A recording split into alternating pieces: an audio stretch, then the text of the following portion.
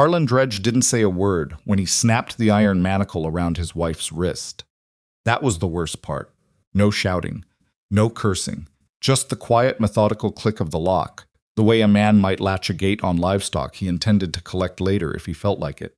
He'd found the $60 she'd sewn into the lining of her coat, found the provisions bundled under the floorboard, found the horse she'd arranged to borrow from the widow Marsh.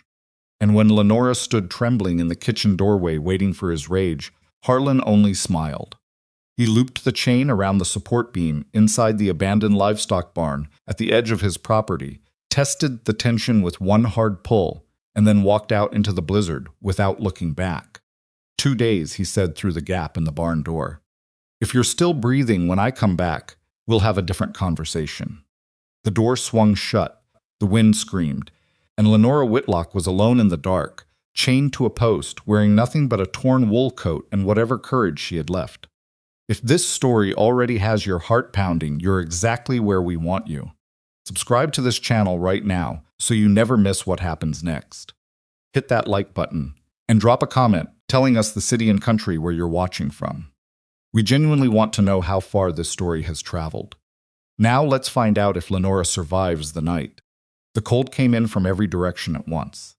It found the gaps between the warped boards, slid along the frozen ground beneath the thin layer of scattered straw, crept under Lenora's coat collar, and worked its way down her spine like something alive and purposeful. The barn had not held animals in years. The straw was old and matted. The single lantern Harlan had left on a nail hook near the door burned low, its flame guttering every time a new gust worked through the walls. And Lenora watched it the way a drowning woman watches a rope, not with any real hope, but because looking away felt like giving up. She pulled hard against the chain.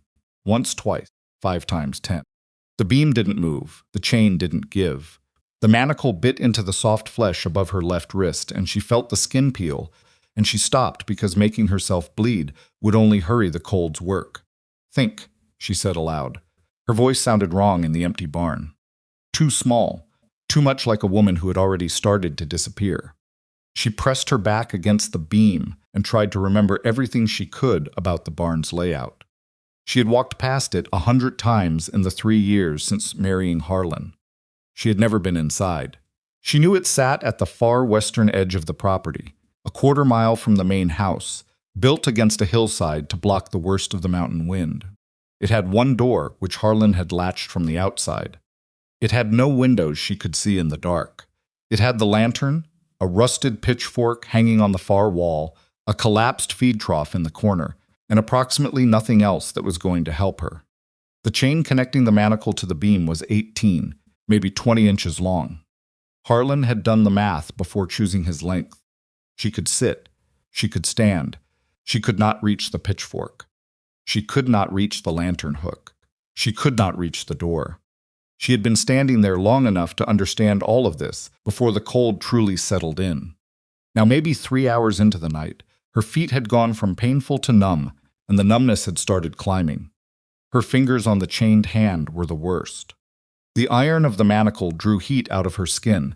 At a rate she could actually track 5 minutes ago, she'd felt a dull ache in her knuckles, and now she felt almost nothing, which she understood was considerably more dangerous. Lenora bent her chained hand toward her mouth and breathed on her fingers. It helped for about 30 seconds. She tried again. She kept trying. Somewhere in the darkness outside the barn walls, the blizzard picked up another register. The sound shifted from a steady roar to something that rose and fell in waves, almost rhythmic, and Lenora found herself counting the waves, because it gave her mind something to hold on to that wasn't the cold or Harlan's face or the quiet, efficient way he had tested the chain before leaving. She had married him at 24. She had been running from something else than a family that couldn't feed itself, a county that offered a woman 3 choices, and all of them ended the same way. Harlan Dredge had seemed like a 4th option. He was older, established, ran a freight operation that moved goods through 4 mountain counties. He wore clean boots. He didn't drink before noon. He said please and thank you in public, and he looked at her, when they first met, like she was something worth looking at. The first time he hit her, they had been married 11 months. She remembered the specific sound it made. Not the impact, she barely felt that, in the shock of the moment, but the sound his ring made against her cheekbone. A small, hard click, like a lock engaging. She should have left then. She had told herself that every day for 2 years and 3 months after.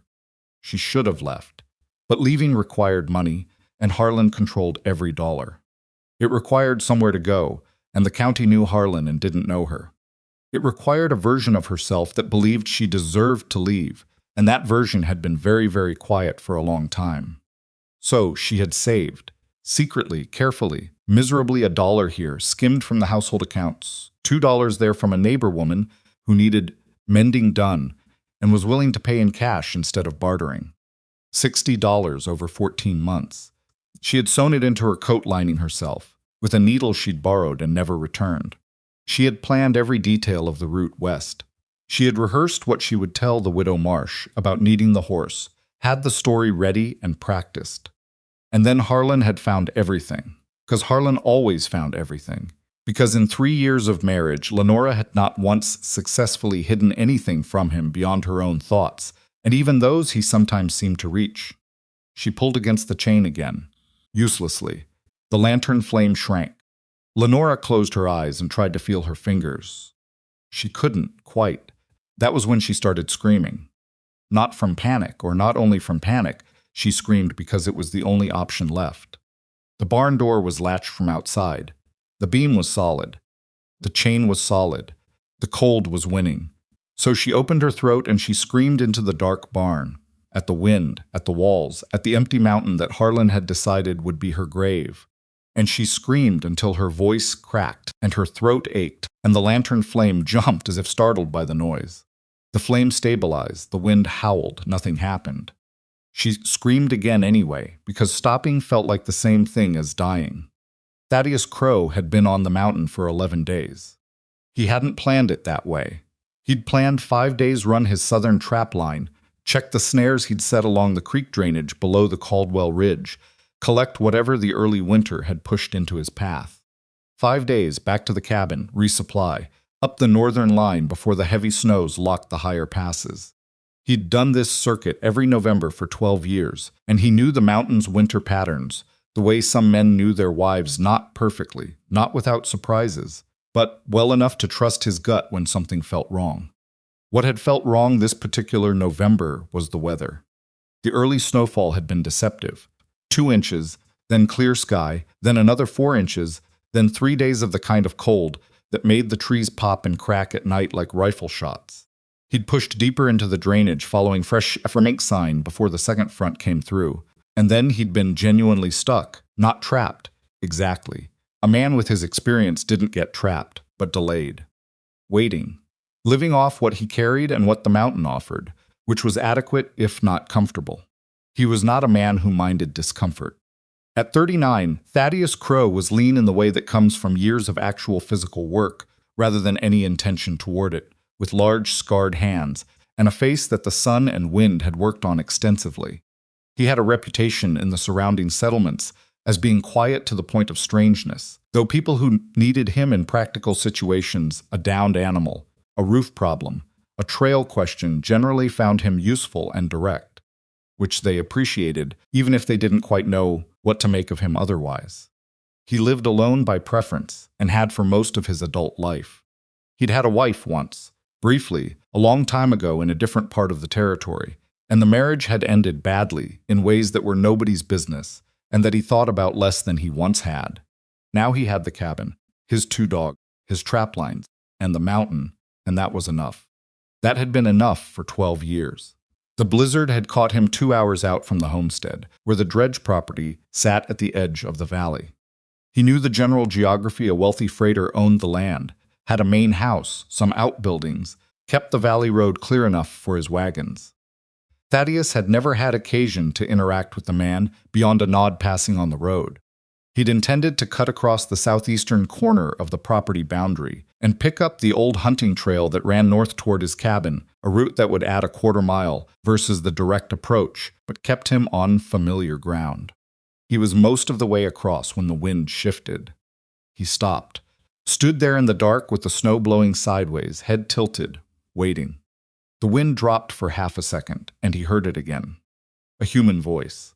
Thin, ragged, carried on the air in a direction that made no immediate sense until he reoriented toward the hillside and identified the darker shape of the old livestock barn he'd noticed on previous crossings.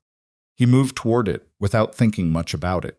That was the honest truth of it. When he examined the moment later, he didn't deliberate. He heard something wrong, and he walked toward it, because that was the kind of person he was, or the kind of habit he'd built. And there wasn't much daylight between those two things.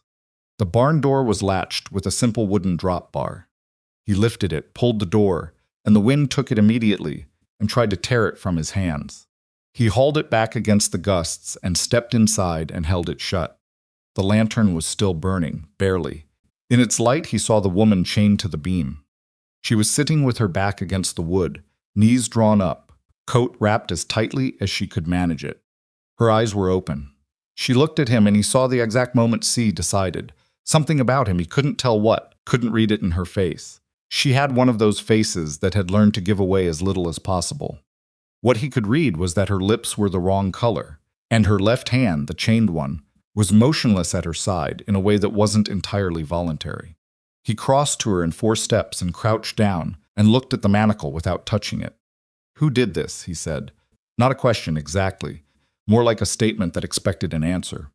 "My husband," Lenora said. Her voice was wrong, cracked and dry and slower than normal human speech, which he recognized as a bad sign. "Where is he?" "Gone. Main house, maybe. Or in town." She pulled in a slow breath. He said 2 days. Thaddeus looked at the lock on the manacle. Iron, old, the kind of lock that wanted a specific key and wouldn't negotiate with improvisation. He looked at the chain, traced it up to where it looped around the beam, examined the link connections. He reached into his coat and found his skinning knife and tried the lock mechanism and got exactly nowhere. "Can you walk?" he said. "If I have to." "You're going to have to." He stood and looked at the chain link closest to the beam, where the chain had been wrapped and the loop closed. It was old iron.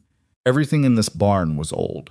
He looked at the pitchfork on the wall, calculated leverage, looked back at the specific link he wanted to attack. "Hold your hand as close to the beam as you can get it," he said. "Keep it as still as you can keep it." Lenora looked at him steadily. "You're going to try to break the chain. I'm going to break the chain. I just don't want to break your wrist doing it." She nodded once and pulled her arm up, pressing her chained wrist close to the beam, turning her face away from whatever was about to happen. He noted that she didn't close her eyes. He noted it and filed it somewhere and moved to get the pitchfork. The rusted tines were useless for this, but the handle old hardwood, dense, maybe 4 feet long, was what he wanted. He worked it free from the nail, tested the weight in his hands, found the link he'd identified, and drove the handle end down hard against the chain at the weakest point of the loop, where 2 years of Montana weather had been doing his work for him without knowing it. The impact rang through the barn. The beam shook. Lenora's breath went sharp, but she held still. Thaddeus hit it again, and again. The third blow produced a different sound, a crack, a giving, a metallic resignation, and the chain link split. Not cleanly, not in half. One side sheared and the other bent, and the loop opened just enough that when he worked the chain through it, the whole length dropped to the frozen ground and took the manacle with it, and Lenora's arm was free. She held it out in front of her and stared at it. The manacle was still locked around her wrist. That problem remained, but she was no longer attached to the beam. She looked up at him. He watched her try to find words and fail and try again. "Can you stand?" he said, because she didn't need to say thank you, and he didn't need to hear it. She put her right hand down and pushed, and made it about halfway up before her legs argued with her. He put a hand under her arm, careful, quick, released it the moment she had her footing and she stood. "There's a cabin," he said. 20 minutes north in good conditions. More tonight. How much more? 40 maybe. You can make 40 minutes. "I can make 40 minutes, Lenora said, and her voice had something in it that might have been anger, or might have been the specific stubbornness that survives when everything else has been stripped away. He recognized it because he'd heard it before, in himself, in bad situations on the mountain, when the cold got serious and the options ran out, and the only thing between a person and the end was the refusal to accept the end. He opened the barn door. The blizzard hit them both like a fist. She nearly fell twice in the first 5 minutes. The first time, her right boot broke through a hidden crust of ice, over a shallow creek drainage, and she went down to her knee, and Thaddeus was already reaching when she got herself back up without assistance. The second time was worse, a slope she couldn't see properly in the dark, and the driven snow, a misstep, and she went sideways, and he caught her arm without thinking and held her upright, and she was rigid with surprise for one instant before she said, "I've got it," and he let her go. He adjusted his pace without commenting on it, slower. He moved slightly ahead, so his body blocked some of the direct wind, which was the most he could do without making it obvious, because she struck him as someone who would object to being managed, even when management was the reasonable thing. She was right about that. He was right about her. They didn't talk. Talking took warmth, and warmth was the thing they couldn't spare. He watched her breathing visible, ragged, working hard, and watched how she moved, looking for the kind of breakdown in coordination that meant the cold was getting inside her thinking. She moved badly, favoring the left side, keeping the chained wrist tucked against her body, but she moved with purpose. That mattered. 22 minutes after leaving the barn, he saw the shape of the cabin against the darker shape of the ridge behind it. "There," he said. Lenora looked up, said nothing for a moment. "I thought maybe you'd been walking me in circles."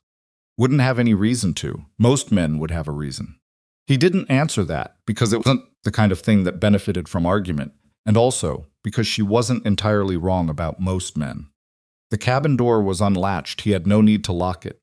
He had nothing worth stealing, and the mountain did not produce casual visitors, and he got it open, and they were inside, and he pulled it shut against the wind, and the difference was immediate and profound.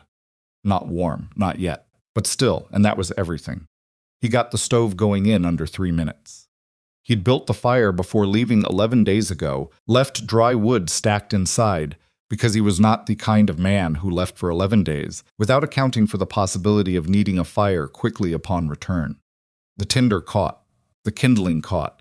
He added the first small log and stood up. Lenora was standing near the door, not quite leaning against it, watching him. "Sit down," he said. "Anywhere. There wasn't much choice." A chair at a small table, a stool near the stove, a cot against the far wall.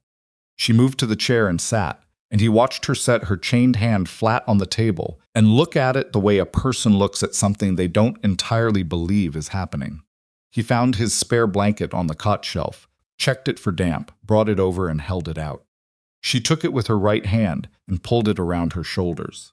He filled the kettle from the water barrel still liquid, barely, which was good fortune, and set it on the stove, then crouched near the stove and fed it more wood, and thought about the sequence of problems in front of him. Immediate, the manacle. Her fingers on that hand were in bad shape. If the swelling got worse, and it would, as the hand warmed the iron, would become actively dangerous. Secondary frostbite assessment. Her feet, her face. The whole left side. Tertiary, everything else. "I need to look at your fingers," he said. Lenora lifted the chained hand from the table. In the growing light from the stove, she could see the extent of the damage better than she could have in the barn. The skin above the manacle was abraded, the raw stripe dark and ugly. Below it, her fingers were an unhealthy color, not quite right, not quite circulation normal, and slightly stiff when she tried to flex them. She laid the hand back on the table and looked at him. "There's no key," she said, "if that's what you're thinking." "I figured. He keeps it. Kept it." She paused. He thought it was funny. Thaddeus sat on the stool and looked at the lock mechanisms again, in better light. He'd dealt with old iron before, in different contexts. The lock itself was probably not attackable, not without a proper pick set he didn't carry. But the manacle was a hinged cuff, and the hinge was on the underside of her wrist, and hinges were a different conversation. "I have a file," he said, "in my tools.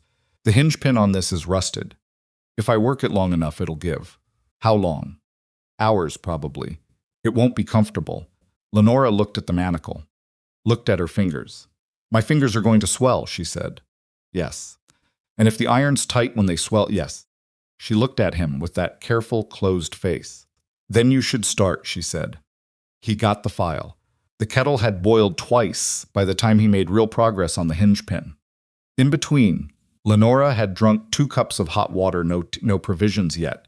Those were still packed in his gear, and she had stopped him when he tried to get them, said she didn't need anything except the thing on her wrist dealt with. He'd checked her feet and found them cold, but not destroyed some redness, no blistering. She'd have sensation back in them fully by morning, he thought. Her face was okay. Her right hand was fine.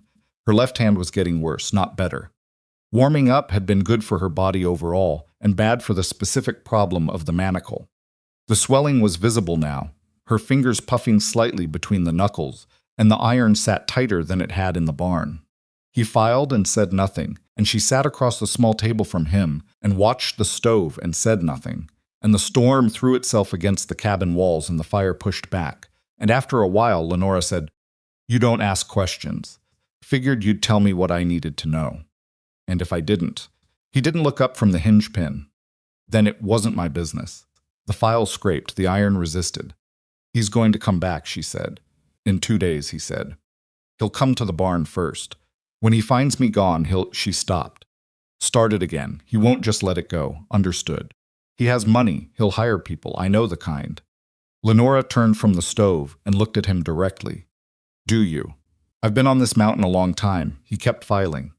"Seen money used to make problems disappear before. Seen it work. Seen it not work. Depends on how much mountain you know and how much the other man knows. And you know it well. The mountain. Better than most." She was quiet for a moment, watching his hands work on the iron. "Why did you come in the barn?" she said. He thought about how to answer that honestly. "Heard you," he said. "Lots of people hear a noise in the dark and walk the other way." "Lots of people," he agreed. "But not you." He set the file down and checked the hinge pin, tested it with his thumbnail, found it almost where he needed it. Picked the file back up.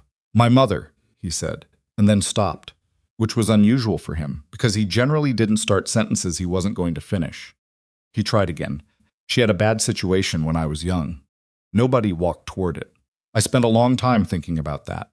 Was very still. "I'm sorry," she said, and the way she said it without the automatic reflex of social apology, but with the specific weight of someone who understood exactly what that kind of situation meant, made him believe she was.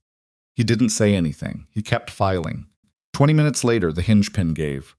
He felt it before he heard it, a slight shift in resistance, a microscopic wobble in what had been solid iron, and then he got his knife blade under the pinhead and worked it out by degrees, careful and methodical. And the hinge separated, and the manacle swung open on one side. Lenora pulled her arm back from the table. The iron fell open and lay there on the wood with a chain coiled beside it. She stared at her wrist. The skin was a mess, the abraded stripe raw and weeping slightly, the flesh above it marked with the ghost of the iron in red and white pressure marks. But her hand was free. Both hands were free, and she could see all 5 fingers on the left, and all 5 were still attached, and probably going to stay that way. She made a sound then, not quite crying. Something older than crying, a kind of low, ragged exhale that seemed to come from deep in her chest, from somewhere below the level of conscious control. She pressed her lips together immediately after and set her jaw. "All right," she said. Her voice was steady again, or close enough. "All right." Thaddeus had already moved to the other side of the cabin, giving her space, doing something with his pack that didn't need doing.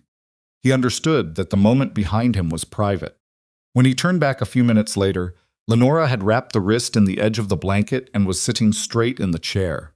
"He'll bring at least 2 men," she said. "Probably 3. He has 4 regular workers who do this kind of thing when he needs it. Tell me about the property. What he knows about this area. He knows the Valley Road.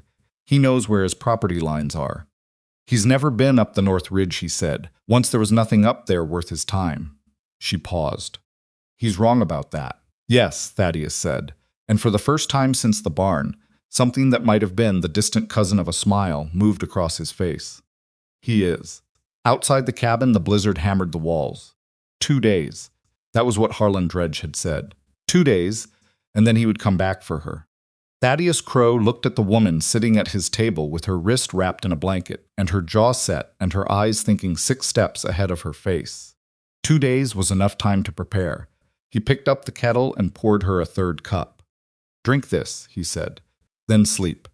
We'll have a conversation in the morning about what comes next." Lenora looked at the cup and then at him. "What does come next?" she said. "That depends on how well you can move by morning and how many men he brings." He set the kettle back on the stove. But he picked the wrong mountain. She wrapped her right hand around the cup and felt the heat work into her palm. Outside, the storm raged on, indifferent and enormous, burying the valley below under another foot of white. And somewhere down at the far western edge of the dredged property, inside the abandoned livestock barn, an iron chain lay on the frozen ground beside a shattered link. Empty. She slept like someone who hadn't allowed themselves to sleep in a very long time. Thaddeus had given her the cot and taken the floor, which she objected to once and only once before exhaustion made the argument pointless. He'd rolled out his sleeping canvas near the stove, fed the fire one last time, and was asleep within minutes the way men who work outdoors learn to sleep quickly, completely, without ceremony. He woke twice in the night, the first time to add wood, the second time because she made a sound, not a scream. Something quieter than that and harder to hear, a sharp intake of breath, a single syllable that wasn't quite a word, and then silence. He lay still and listened, and heard her breathing slow back into sleep on its own. And he didn't move or speak because she didn't need him to, and because some things a person has to come back from without help. By the time gray light started working through the gaps in the cabin walls, she was already awake. He could tell by the quality of the silence. He got up and stoked the fire and filled the kettle without speaking. Found the actual provisions in his pack-dried venison, hard biscuit, a small paper parcel of coffee that had survived 11 days in the mountains, better than most things did. He got the coffee going and sliced the venison and set it near the heat and waited. Lenora sat up on the cot. Her hair had come entirely loose in the night, and she pulled it back with her right hand in one practiced motion. She looked at her left wrist, the first thing she looked at, before the room, before him, and touched the raw stripe above it carefully with 2 fingers. "How does it feel?" he said. "Like what it is." She dropped her hand. "The fingers are better. Most of the feeling is back." "Good." He poured the coffee. She took the cup with both hands, and he noticed the deliberate way she used the left one, testing it, checking what it could do, making a private assessment of the damage with no expression on her face that he was meant to read. "I need to tell you something," she said. "All right. I don't know your name." He'd realized that sometime in the night and found it faintly amusing in a quiet way. "Thaddeus Crow." She nodded. "Lenora Whitlock." She paused. "Dredge, legally. But I haven't gone by that in my own head for about a year." "Whitlock, then." "Yes." She wrapped both hands tighter around the cup. "Thank you. For last night. For all of it." "You'd have found a way out," he said, because he believed it and because she looked like someone who needed to believe it too. She looked at him steadily over the rim of the cup. "I'm not sure I would have." The fingers were going. Another few hours, and the question would have answered itself. Maybe. But you'd have kept trying until it did. She didn't argue with that. She drank her coffee. Outside the cabin, the storm had dropped to something almost manageable, still wind, still snow moving. But the apocalyptic violence of the previous night had quieted into an ordinary Montana winter morning. In the relative stillness, the mountain felt closer, more specific. More like a place and less like a force. Thaddeus brought her the venison and the hard biscuit, and she ate without being told, which he took as a good sign. People in genuine shock stopped eating. People who were damaged but fundamentally intact ate when food was in front of them. "Tell me about your husband's habits," he said when she was partway through the food. "When he says 2 days, does he mean 2 days exactly, or does he run early?" Lenora chewed and thought. "Exactly, usually. He's precise. He likes things to go according to his plan." She set the biscuit down on her knee. "When he found my money and my things, he wasn't angry. Not the way I expected. He was quiet, organized. Like he was working through a problem." She looked at the stove. "That was scarier than the anger.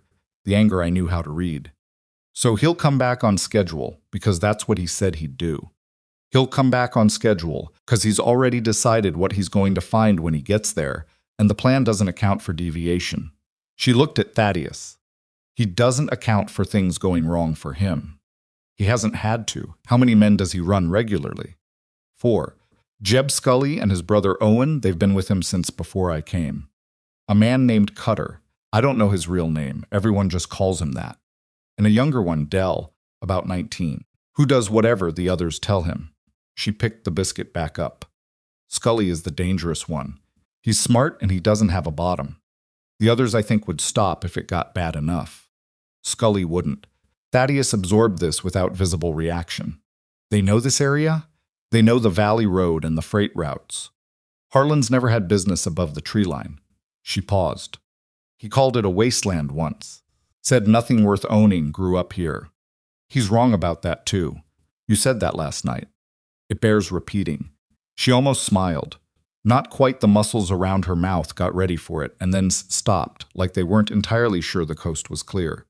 But the almost was real. You have a plan, she said. It wasn't a question, the beginning of one. Needs more information. He looked at her. Can you move today? Not long distances, just around. She stood up from the cot to demonstrate, which he appreciated for its efficiency. She walked to the window, walked back, moved her left arm carefully through a partial range of motion, winced at the end of it, stopped. Ribs, she said. 2 of them, I think. He kicked me when he found the money. She said it flatly, the way you say something you've had time to process. I can move. I'll be slow, and I can't do anything that requires, she gestured vaguely with the left arm full use of this. What about a rifle? Have you shot one? She looked at him with the expression of a woman who had grown up in Montana territory. Yes. Single shot or repeater? Either. I'm better with a repeater. He nodded toward the far corner where his Winchester leaned against the wall. That's a repeater. 14 rounds in the magazine, 1 in the chamber if I loaded it before I left, which I did. Lenora looked at the rifle and looked back at him. You're not planning to be in the cabin when Harlan comes. No, the cabin's not the right ground for this. Too exposed on the approach, only one exit, no elevation advantage. He refilled his coffee. He'll track us here from the barn that's unavoidable. We left a trail last night. But between where the trail ends and the cabin, there's about a half-mile of terrain that knows me better than it knows him. And what do? You stay in the cabin and you bar the door. Anyone gets through, you have the rifle. He looked at her. But nobody's getting through. That's the point of what happens before they reach the cabin. You're going to go out there alone. I've been out there alone for 12 years. It's not a new situation. Lenora set her cup down on the table with a controlled, deliberate motion. I don't want to be the woman in the cabin waiting, she said. I understand that, do you? Yes, he said. But your ribs are cracked, your wrist is raw down to the skin, and your left hand is still not fully yours. And I work better on that mountain when I'm not thinking about whether the person behind me can keep up. He held her look. That's not an insult. That's logistics. She was quiet for a moment. And if something happens to you out there, then you have the rifle and 15 rounds and the door bar, and you choose your moment, and you make a break for the valley. There's a settlement called Holt's Crossing, 8 miles south on the main road. Marshal's office there. Harlan knows the marshal at Holt's Crossing. Knows him how. Plays cards with him on the first Friday of every month. She let that sit for a moment. He knows every official in 3 counties, Thaddeus. That's part of how this works. Why nobody's ever asked questions about where his wife's bruises came from.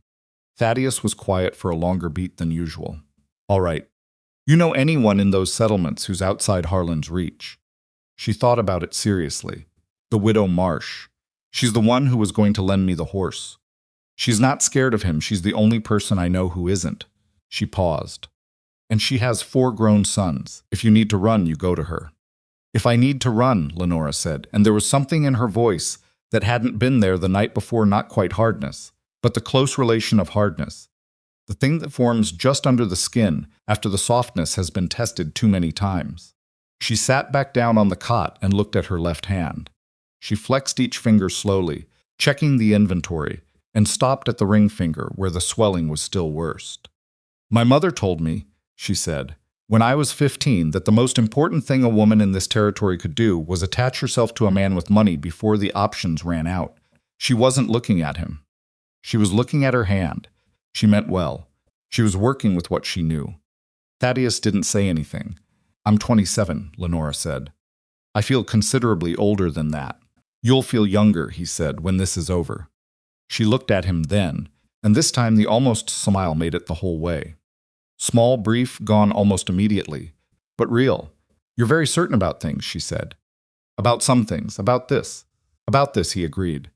The morning passed in productive silence. Thaddeus moved through the cabin and then outside it, packing and arranging with the methodical economy of a man who thought in systems and redundancies. He brought in extra wood enough to last 3 days if the fire was managed carefully. He checked his rifle and his revolver and the spare ammunition and distributed them with specific logic. He showed Lenora where everything was: the water barrel, the additional food in the cold cache outside the north wall, the first aid kit which was basic but present, the spare flint and tinder box on the shelf above the stove. He explained the window situation. There was one, north-facing, small, shuttered from the inside, with a bar that could also function as a secondary exit if the door became an option she didn't want. He told her this the same way he told her everything, plainly, without decoration, as if he assumed she was capable of understanding practical information and acting on it. She was. She asked 2 questions, both good ones. She did not ask him to repeat himself. He spent an hour outside after that, moving around the immediate perimeter of the cabin, laying the first elements of what he was planning, things she didn't entirely see from the window. Things he didn't explain in detail because the explanation would have taken longer than the action. She watched him through the snow from the window and noted how efficiently he did it, how little he wasted, how the mountain seemed to take him in rather than resist him. When he came back inside, stamping snow from his boots at the door, he said, "The storm's pulling back. By afternoon, the lower trail will be readable, meaning they can track us, meaning they can try." He pulled off his outer coat. The trail from the barn to here goes through 2 terrain changes that are going to make following it uncomfortable. I've added some additional considerations this morning. What kind of considerations? He looked at her. The kind that slow people down who don't know what they're looking at. She decided not to push it. She understood that there were things he knew how to do that she didn't, and that pressing him for details she couldn't evaluate wasn't efficiency. It was anxiety looking for something to do. She found something useful instead. She took stock of what the cabin contained that she could contribute to, and she found that the food situation was manageable but could be improved, and she asked if there was anything she shouldn't use, and when he said no, she spent 2 hours in the afternoon working through a reorganization of the provisions that resulted in a more coherent system than what had existed before. She did it left-handed as much as possible, forcing the fingers to work, reclaiming use by degrees. It hurt. She didn't mention that. Around mid-afternoon, Thaddeus came back from another circuit outside and stopped in the doorway and looked at the reorganized shelves. "That's better," he said. The dried beans were behind everything. You'd have had to unpack half the cabinet to find them. I knew where they were, but I didn't. He looked at her. Something shifted in his expression, not quite surprise, more like a recalibration of something he'd been assuming without knowing he was assuming it. "Fair point," he said. She handed him a cup of coffee that she'd timed to be ready when he came in, because she had watched his patterns and calculated accordingly. He took it without comment, but she saw that he registered it. They ate in the early evening, before full dark came down, and Thaddeus banked the fire and went through the checks he went through every evening: door bar, window bar, rifle position, revolver on the shelf within reach, and then he made his sleeping arrangement on the floor again without discussion. "That's unnecessary," Lenora said. "The floor's fine." "Telling you, the floor is unnecessary. It's a narrow cot, but it's adequate for 2 people who are sensible about it." She looked at him directly. The way she'd discovered worked best with him straight on, no hedging. "You haven't slept properly in 11 days, and tomorrow you're going out on that mountain alone against 4 men. You need the sleep." A pause. "That's practical thinking." "I'm a practical person." He looked at the cot, looked at the floor. "I'll take the outside edge." Fine, it was practical. It was also the first time in 3 years that Lenora had been in close proximity to a man and felt nothing activate in her chest except the ordinary business of sleep. No calculations running in the background about what the proximity might cost her. No part of her mind standing watch while the rest tried to rest. She slept deeply and did not make any sounds in the night. The second day broke clear and cold and still, with that specific quality of winter light in the high mountains that makes every edge sharp and every shadow blue. It was beautiful the way dangerous things sometimes are honestly beautiful, without apology. Thaddeus was already outside when Lenora woke. She heard him moving around the cabin's perimeter, his boots compacting the snow in a regular rhythm, and she got up and put the coffee on and checked her wrist and flexed her fingers and assessed the morning damage report. Better. Not good, but better. The swelling had dropped overnight. The raw stripe above the wrist was starting to crust over at the edges, which was unpleasant to look at and a sign of correct healing. Her ribs were the same, still sharp when she breathed wrong, still a reminder with every twist and reach. She moved carefully around them. When Thaddeus came in, his face had a particular set to it that she'd already learned to read as serious calculation rather than worry. Worry was a thing he didn't appear to do. Calculation was something he did constantly. They came as far as the lower draw last night, he said. She turned from the stove. Last night, in the dark? They camped at the draw. Fire ring, 4 sets of boot prints. They started moving again about an hour ago, based on the track conditions. He sat and pulled off his outer gloves and set them near the heat. Harlan didn't wait the full 2 days. Lenora felt something go tight in her chest. Not surprise. Harlan was precise, except when something deviated from his plan, and an empty barn would have deviated from his plan considerably. He's angry, she said. Probably. Angry men make mistakes in terrain they don't know. He said this without particular satisfaction, like a fact about weather. They're on the east approach, which is the harder one. I put some work into making it harder yesterday. How much time do we have? Couple hours, maybe, depending on how they move. He looked at her. Here's what I need you to understand. There are 4 of them, and they have weapons. What I'm planning to do is not fight them. I'm going to make the mountain fight them. Explain that.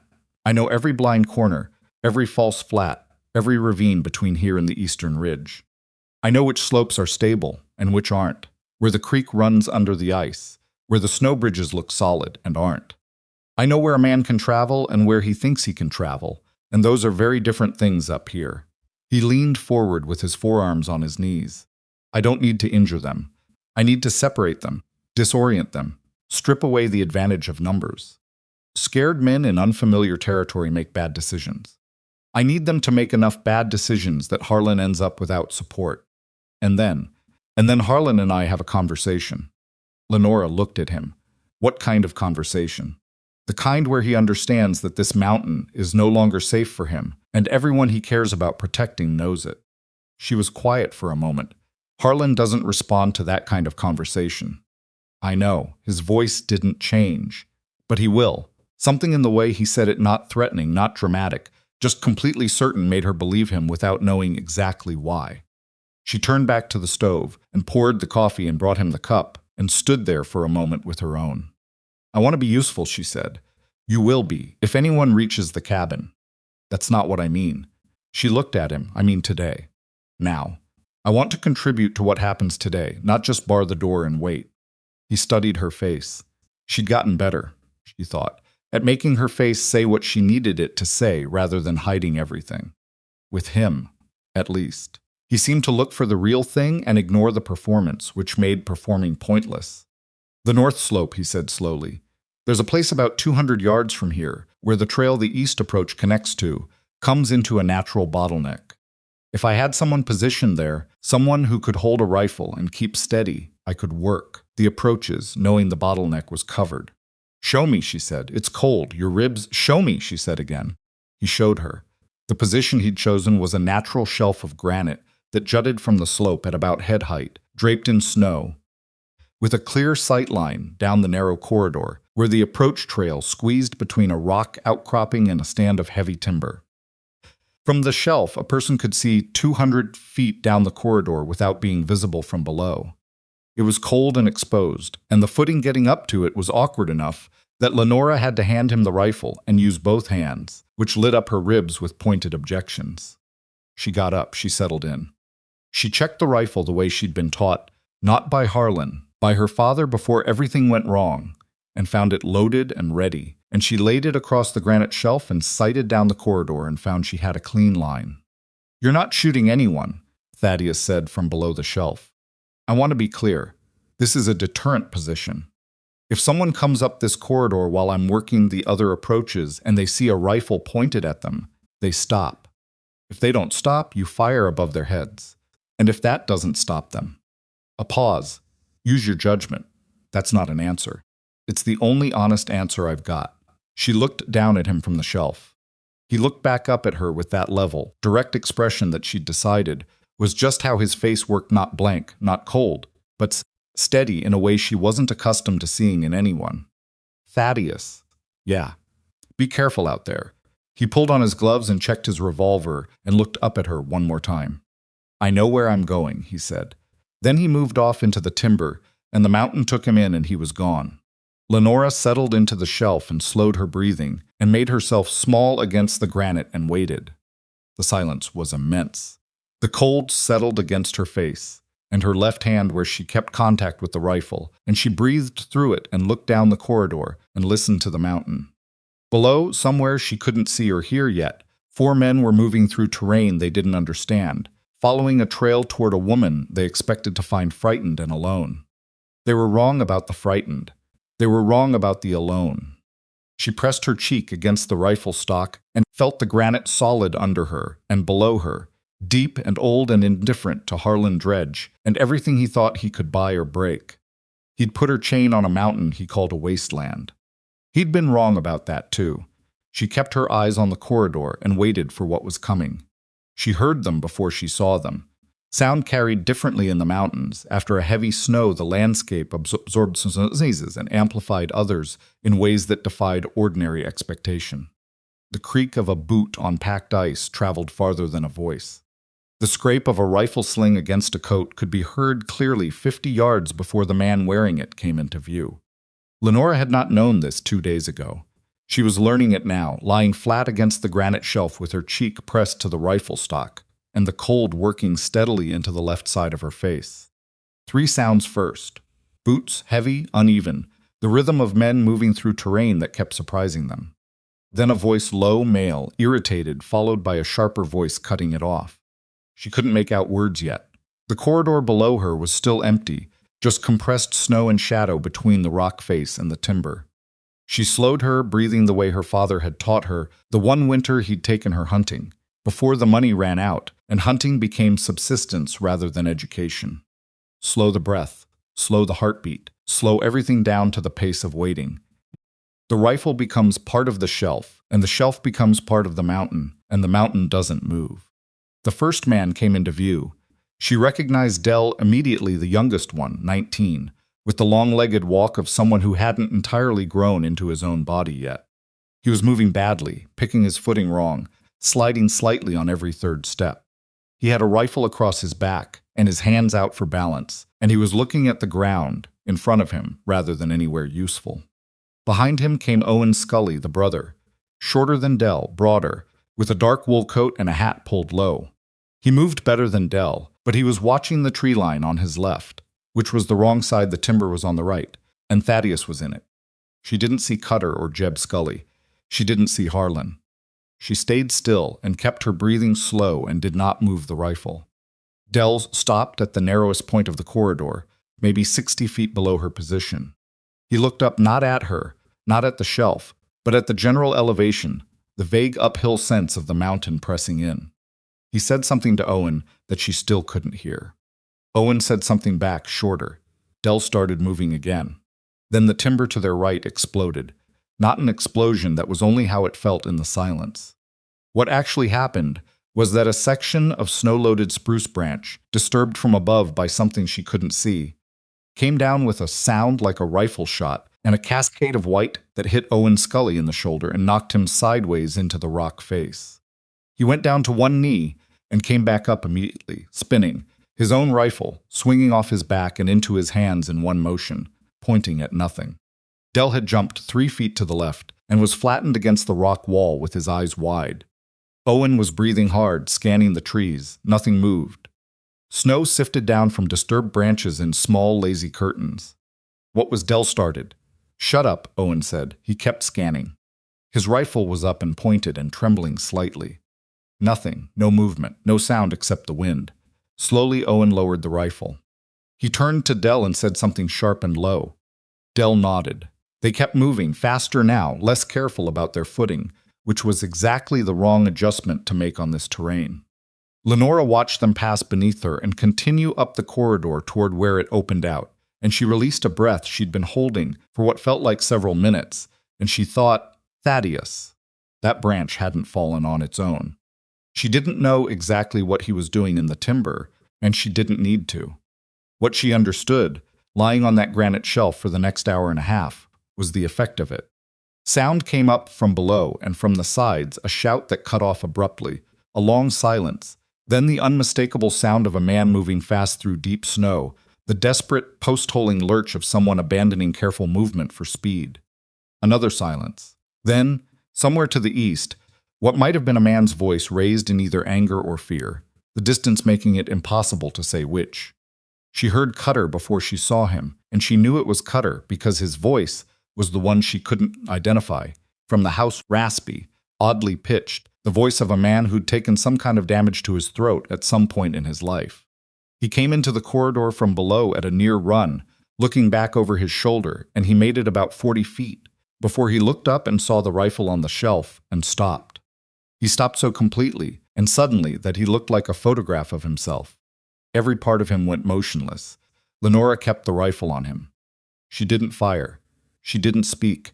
She just held the bead on him and let him do the arithmetic. Cutter did the arithmetic. He was a man who had spent his life in situations where the arithmetic mattered, and the arithmetic here was not complicated.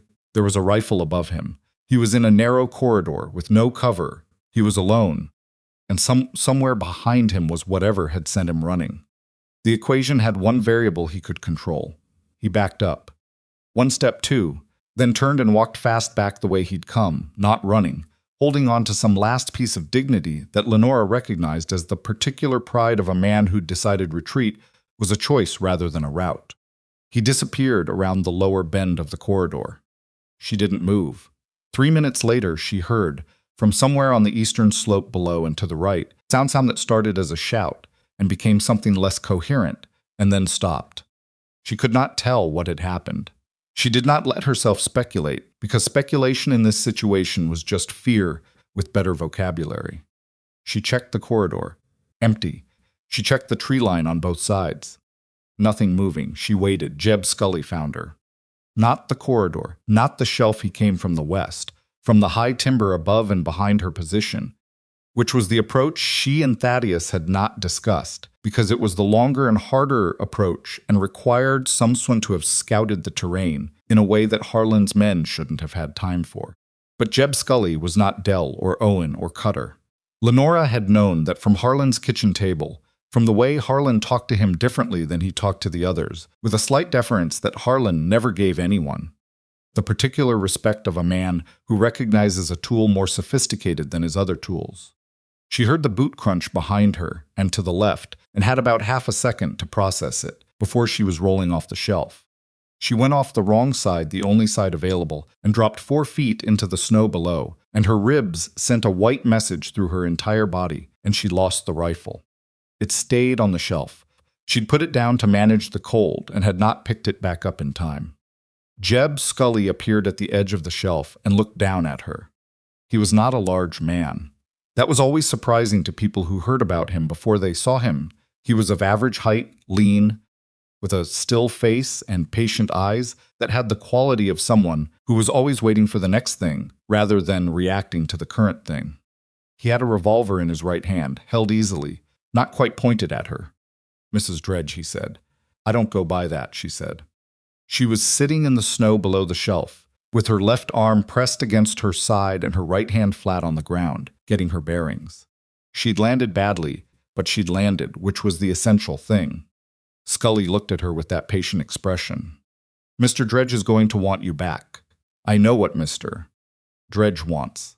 Then you understand that. Where are the others?" she said. Not because she needed to know. Because she wanted him to think about where the others were, to listen for them, to register the absence of them. Something moved in his face. Small, they're around. Are they? He looked at her steadily. Then he looked at the tree line. He listened. The mountain gave him nothing back. "Stand up," he said. She considered her options and found them limited. She got up, moving carefully around the ribs, and stood in the snow below the shelf and looked at Jeb Scully 6 feet above her. "You work for Harlan," she said. "You've worked for him for a long time. 7 years. 7 years, you know what he is." "He pays well and on time," Scully said. "That's what I know." "He left me chained to a barn post in a blizzard," she said. "He expected the cold to kill me and cover his tracks. You know that's what happened." She watched his face. Does that sit well with you, Jeb? A woman chained to a post in a blizzard? Something crossed his patient face that wasn't quite discomfort, but was in the neighborhood. I don't make those decisions. No, you just execute them. Mrs. Don't. He stopped. They looked at each other in the cold mountain silence. Then the revolver came up properly, leveled, and his voice went flat and professional. I need you to start moving. Down the corridor, back toward the lower trail. Mr. Dredge wants to deal with this himself. Lenora looked at the revolver. Looked at the shelf above her where the rifle lay. 6 feet up a rock face on bad ribs with one good arm. She did the arithmetic. She started walking toward the corridor. Thaddeus came out of the timber 12 feet behind Jeb Scully without a sound. She saw him before Scully did a shape, emerging from the tree line above the shelf, moving with the unhurried economy of someone who had been in exactly this kind of situation before and had thought about it at length. He closed the distance in 4 steps, and then his left arm came around and his right followed, and Scully's gun hand went up, and the revolver discharged into the sky, a sound like the world being punched. And then Scully was down in the snow and the revolver was gone, and Thaddeus was standing over him with his knee on the man's back and Scully's arm at an angle it wasn't designed for. Don't, Thaddeus said. One word, conversational volume. Scully went still. Lenora stood in the corridor below and looked up at them and felt her heart doing something irregular that she attributed to the ribs and declined to examine further. The others, Thaddeus said to Scully. Go to hell, Scully said, muffled by the snow. Owen Scully is at the bottom of the East Ravine, waiting for instructions that aren't coming. Dell is turned around on the upper north slope and moving away from here, which is the best decision he's made today. Cutter left about 40 minutes ago. I watched him go. He paused. You're the last one he sent up. Scully said nothing. The arm angle was making conversation difficult. Here's what I need you to do, Thaddeus said. I need you to go back down the mountain, all the way down. And I need you to give your employer a message. What message? This mountain is done with him. If he sends anyone up here again, including himself, I will use what I know about this terrain in ways that 7 years with Harlan Dredge have not prepared anyone to deal with. You tell him that. A long pause. Snow sifting down through the trees. He won't stop, Scully said. Not defiantly. Just as a statement of fact from a man who knew Harlan Dredge. I know, Thaddeus said. That's why I need him to come himself. Scully tried to turn his head, couldn't quite manage it. You want him to come. I want him to make the choice. Coming up here himself, without his men, into terrain he doesn't know that's a different problem than 4 men following a track. He eased the arm pressure slightly. You're going to tell him his wife is here, that the trapper who pulled her out of that barn is holding her, that if he wants to settle this, he should come settle it himself like a man, instead of sending hired hands. Scully was quiet for a moment. That's not going to make him careful, he said. That's going to make him furious. I'm counting on it, Thaddeus said. He let Scully up. It was the part Lenora had not expected. She'd climbed back up to the shelf and retrieved the rifle while they talked, and she had it in her hands when Thaddeus stepped back and let Jeb Scully get out of the snow. She kept it pointed in the general direction of useful while Scully brushed himself off and found his hat and looked at both of them with that patient, calculating face. You know he'll come with his own gun, Scully said. Yes. And you're what? A trapper, among other things. Scully looked at Lenora. Something shifted in his expression that she couldn't entirely read, not sympathy, because she didn't think Jeb Scully had a large sympathy budget, but something adjacent to it. Something that might have been the private acknowledgement of a man who did what he was paid to do, but hadn't entirely stopped noticing the things he did it to. You should have run west when you had the chance, he said to her. Not unkindly. I had a chain on my wrist, she said. He nodded once and turned and walked back down the corridor. They watched him go until he was out of sight. The sound of his boots on the packed snow faded, and then there was only wind and the mountain's immense patience. Lenora lowered the rifle. You were in the timber the whole time he had me, she said. About 2 minutes of it. 2 minutes. Took me a minute to get position. I didn't want to move too early. He looked at her. You did the right thing. Kept him talking. Kept him thinking about the others. I didn't know if you were coming. I was coming. She looked at him. You couldn't have known he was going to work the High West approach. No. But I knew if someone did, you'd be in a difficult spot. He paused. That's why I was watching you instead of following Cutter. The matter-of-factness of it, not a declaration, not a moment of staged significance, just the plain operational fact that he had been watching her back rather than pursuing an easier target settled into her chest in a way she didn't have immediate vocabulary for.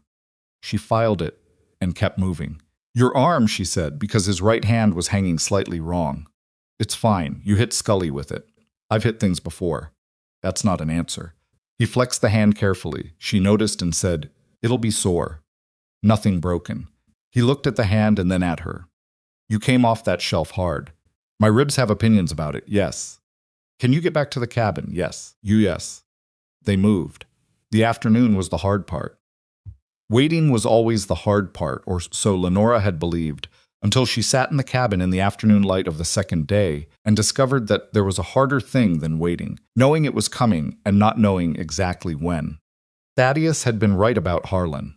She knew it before Scully came down the mountain, had known it before the morning, probably, had known it the moment she understood that Harlan had come early, before the 2 days were up. An empty barn hadn't been the expected outcome, and Harlan did not absorb unexpected outcomes with equanimity. He needed to close loops. He needed to finish things.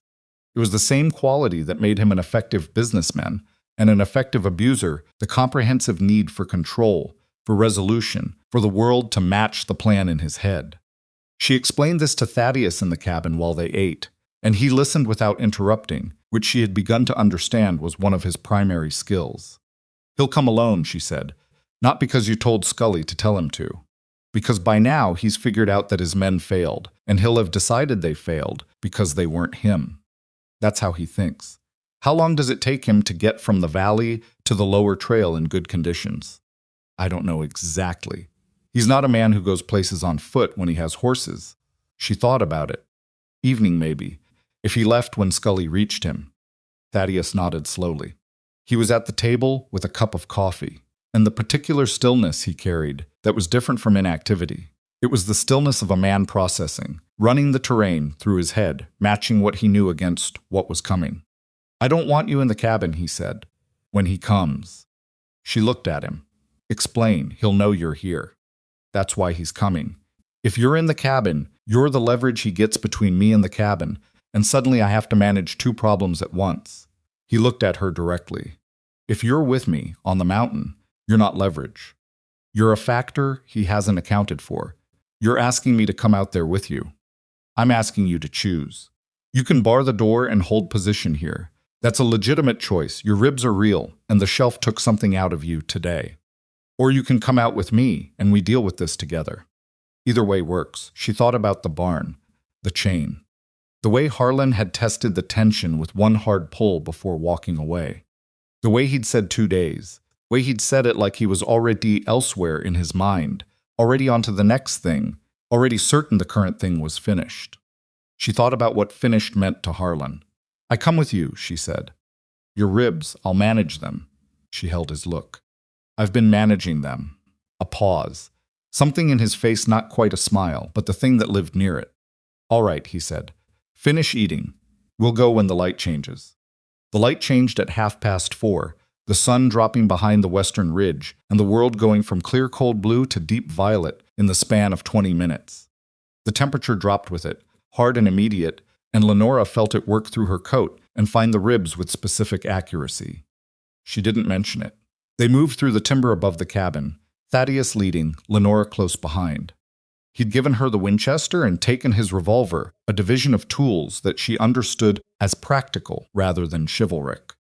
The rifle was the longer-range instrument, and she shot it better. And range was the thing you wanted when you were dealing with someone who had money and spite, and a lifetime of being the largest force in any room he entered. Thaddeus stopped at the edge of a natural overlook, a break in the timber, where the slope fell away, and the lower trail was visible below, a pale line in the dimming light cutting through the dark timber. He crouched at the tree line, and she came up beside him, and they both looked down. For a long time, nothing. Then a light, small, a lantern, moving along the lower trail from the direction of the valley. Moving steadily, not rushing, with the unhurried pace of a man who was angry rather than afraid. Anger didn't hurry. Anger arrived. That's him, she said. Only one light.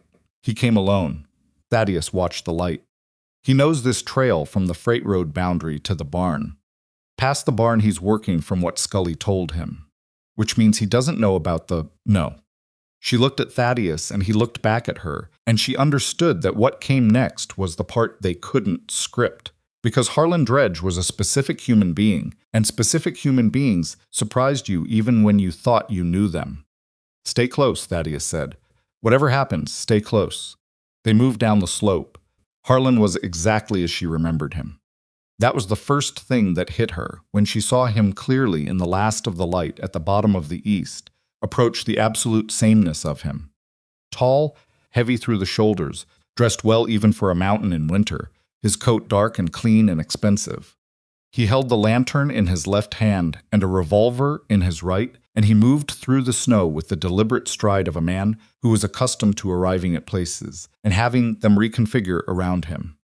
He'd found the start of the east, approach, without difficulty. Scully would have given him accurate directions, and he was following the broken trail upward with his eyes on the ground in front of him when Thaddeus stepped out of the timber to his left and said, "That's far enough." Harlan stopped. His revolver came up faster than Lenora expected, and she felt the jolt of it even at 50 feet. He turned to find the voice and found Thaddeus standing in the open, his own revolver at his side, not raised. "Where is she?" Harlan said. "Not where is my wife. Not where is Lenora. Where is she, the pronoun of ownership, the possessive without the name?" "She's here," Thaddeus said. Lenora stepped out of the timber on Harlan's right side. He turned to look at her, and for one moment she saw something on his face that she had rarely seen there, genuine surprise. Not anger, not calculation surprise. The barn was supposed to be the end of this equation, and she was supposed to be one of the variables that had been resolved.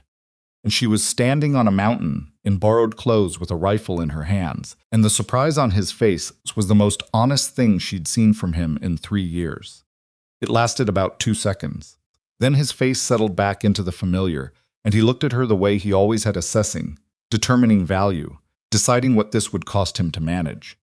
"Lenora," he said, the voice he used in public, the one that sounded reasonable. "You need to come home. We can sort all of this out." "There's nothing to sort," she said. Her voice was steady. She was surprised by how steady it was. "You're confused. You've been through something frightening. You chained me to a post and left me to freeze," she said. "I'm not confused about that." Harlan's jaw tightened. The public voice was slipping, and the other one was coming through underneath, the one she knew better. "You stole from me. You were going to leave with my horse and my money, and..." $60, Thaddeus said. Harlan turned to look at him, as if he'd half forgotten he was there. "This has nothing to do with you. You left your wife to die on my mountain. That makes it my business. Your mountain." Harlan said it with the contempt of a man who owned 4,000 acres and a freight operation and a house with glass windows. "You're a trapper." "Yes. Then you understand property rights. That woman is my wife, legally bound, and what happens in my households is what you're using to explain the chain," Thaddeus said. Still calm. Still not raising the revolver. How that conversation goes in a courtroom: a woman with documented injuries, a chain and a manacle, a barn without food or water. "I'm not sure property rights covers it the way you think." Something crossed Harlan's face. The calculation that was always running behind his eyes picked up speed. "You have no proof of anything. I have the manacle. I have the chain. I have the testimony of a woman whose wrist tells its own story." Thaddeus paused. "I also have the widow Marsh, who saw your wife's bruises when she came to arrange the horse. I have a doctor in Holt's Crossing who treated those bruises 6 months ago and was told she'd fallen. And I've spent 11 days on this mountain, so I have a considerable amount of time to think about how to arrange the pieces." He'd been doing this, she realized, since the first morning in the cabin. Building the case. Thinking about what could be documented, what could be witnessed, what stood up in a room with a judge. Not just surviving the mountain, surviving what came after the mountain. Harlan was looking at him differently now. "What do you want?" he said. The voice had dropped. The calculation had taken full control. This was Harlan negotiating, which she had seen before, not the rage but the deal. The man who had built a freight operation by knowing when to absorb a loss and call it strategy. "I want you to leave," Thaddeus said. "Leave. The mountain. The county. I want you gone from this part of the territory. And I want Lenora Whitlock the name, not the married name. Lenora noticed released from that marriage with her $60 returned, plus enough to set her up somewhere she chooses. Harlan laughed. A short sound, not quite genuine. You're negotiating on behalf of my wife. She can do it herself if you prefer. He looked at Lenora. She stepped forward. He's right about the widow Marsh, and he's right about Doctor. Fielding and Holt's Crossing. I planned carefully, Harlan. Not just the money. You taught me to plan carefully. You just assumed you were the only one in the house who'd learned the lesson. Harlan stared at her, and for a moment, a long, unsteady moment, in the cold evening air, she watched him calculate. She watched him run the numbers, weigh the exposure against the cost of compliance, feel the terrain of the situation for the first time since his hired men had come down the mountain empty-handed. Then his face changed. Not into the reasonable man, not into the calculating businessman, into the third version, the one she knew best. His revolver came up and he pointed it at Thaddeus. She's coming with me, he said, and you're going to let her, because the alternative is I shoot you and take her anyway, and explain to whoever asks that I found a trapper holding my wife hostage. Harlan, Lenora said, quiet. He didn't look at her. His eyes were on Thaddeus, and they had the specific flatness that she associated with the worst of it, the moments in the house when the last pretense dropped, and there was only the will to dominate and the means to enforce it. Thaddeus looked at the revolver, looked at Harlan. You walked up a mountain you don't know, he said, in the dark, following directions from a man who failed at this job, to find a woman who doesn't want to come back, and a man you've decided is no obstacle. His voice had changed, slightly quieter, more specific. How much of that plan accounts for the fact that you're standing on a snow bridge right now? Harlan blinked, looked down. He was standing on what appeared to be solid snow. Below it was a creek drainage, frozen but not solid at its center, and the snow bridge spanning it was the kind that looked trustworthy and wasn't. The kind that Thaddeus had marked in his memory, weeks before this night, as the exact kind of false ground that caught people who didn't know the terrain. Harlan took one step backward. The snow bridge held. He took a second step. Thaddeus had moved. Lenora hadn't seen exactly when, but he had angled sideways, creating a different geometry, and when Harlan brought the revolver back to where Thaddeus had been, Thaddeus wasn't there. Harlan turned fast, and his heel went through the snow bridge. He went down hard on his side, the revolver discharging into the snowbank, the lantern tumbling free and rolling and going dark. He was hip-deep in the drainage. In an instant, the cold water shocking him into a shout, and he grabbed at the snow edge with both hands, and the revolver was gone, dropped or submerged, and Thaddeus was at the edge of the drainage with his hand down. Harlan stared at the extended hand. Take it, Thaddeus said. Or don't. But the water's cold and the drop on the downstream side is about 15 feet. A long moment. The water was audible now, black and moving under the ice. Harlan Dredge, freight operator, wealthy man, owner of 4,000 acres and a house with glass windows, grabbed Thaddeus Crow's hand and let himself be pulled out of the drainage by a trapper he had called no obstacle 20 minutes ago. He lay in the snow, soaked from the hip down, breathing hard, and he looked up at the sky and then at Thaddeus standing over him, and then, for the first time since he'd arrived on the mountain, at Lenora. She was seen standing 10 feet away with the rifle at her side, not pointed at him, not lowered to the ground. Just present. Just there. She looked at him the way you look at a thing that once had enormous power over you and has now become a wet, shivering man lying in the snow on a mountain that doesn't know his name. I'm going to need your coat, Thaddeus said. You'll freeze without it, and I need the walk back down to be one you complete. He crouched next to Harlan. And we're going to talk about the arrangements, the legal ones, because you're going to make them. Harlan's face went through several things. Landed on something that wasn't quite defeat. A man like Harlan didn't have a direct path to defeat, but was close enough that the difference barely mattered. She's not worth this, he said. Lenora heard it. Let it sit in the cold air between them for a moment. You're right, she said. I'm not worth what you put into it.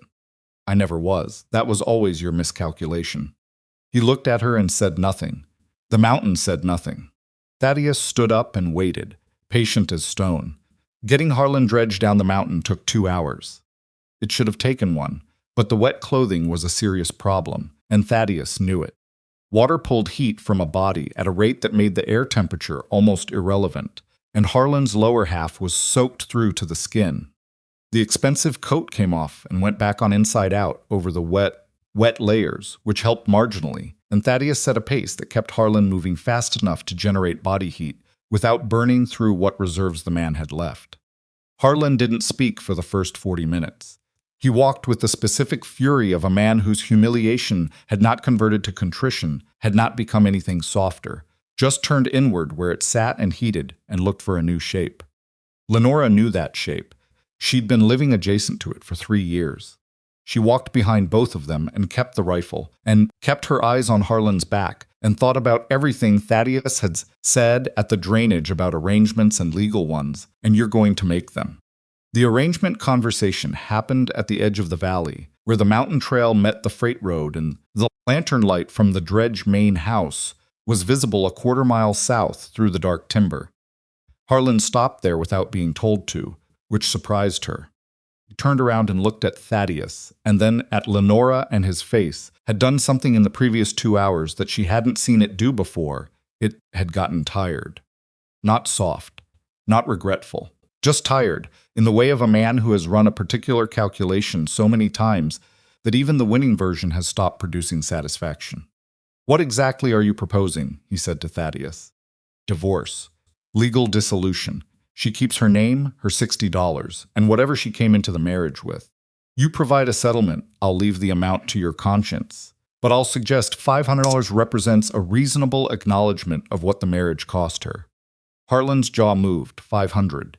You run a freight operation across 4 counties. $500 is what you spend on a bad month of equipment repair. A silence. Harlan looked at Lenora. "And what does she give me in return?" "The manacle and chain stay with me," Thaddeus said. "The widow Marsh keeps her own counsel. The doctor in Holt's Crossing keeps his records as they are, which is vague enough that no prosecutor would know what to do with them." He paused. "And she leaves this county and doesn't become a conversation anyone has about Harlan Dredge." Lenora looked at Thaddeus. She hadn't heard this part of it articulated before, the part where her silence was part of the transaction. She understood why it was there, understood it was the lever that made Harlan movable, but she felt the specific weight of it settle on her and registered it honestly as a cost. Harlan looked at her steadily. "Is that what you want?" "I want to not be married to you," she said. "I want to be somewhere you are not. I want to never again be in a room with only you in it." She held his look. "Everything else is logistics." Something moved through his face that she couldn't name and didn't try to. "The 500 is excessive. The chain was excessive," Thaddeus said. "The 2 days was excessive. Whatever number you settle on in the next few minutes, it isn't going to cover the actual cost. So let's not pretend the negotiation is about fairness." Another silence. "Longer, 300, Harlan said. 450, 400, final." Thaddeus looked at Lenora. She nodded. "Once. 400, Thaddeus said. "You'll have the legal paperwork drawn up in Holt's Crossing within the week. You'll use Davies, he's a fair man, he'll draft it clean." He held Harlan's look. "And when it's done, Harlan, I want you to understand something." Harlan waited. "I know this mountain. Every creek, every draw, every approach." His voice stayed level. "I'll know if someone comes back up here. I'll know what they're carrying and what they intend. And I'll know who sent them." He let that settle. "This is the only conversation we're going to have. There won't be a second one."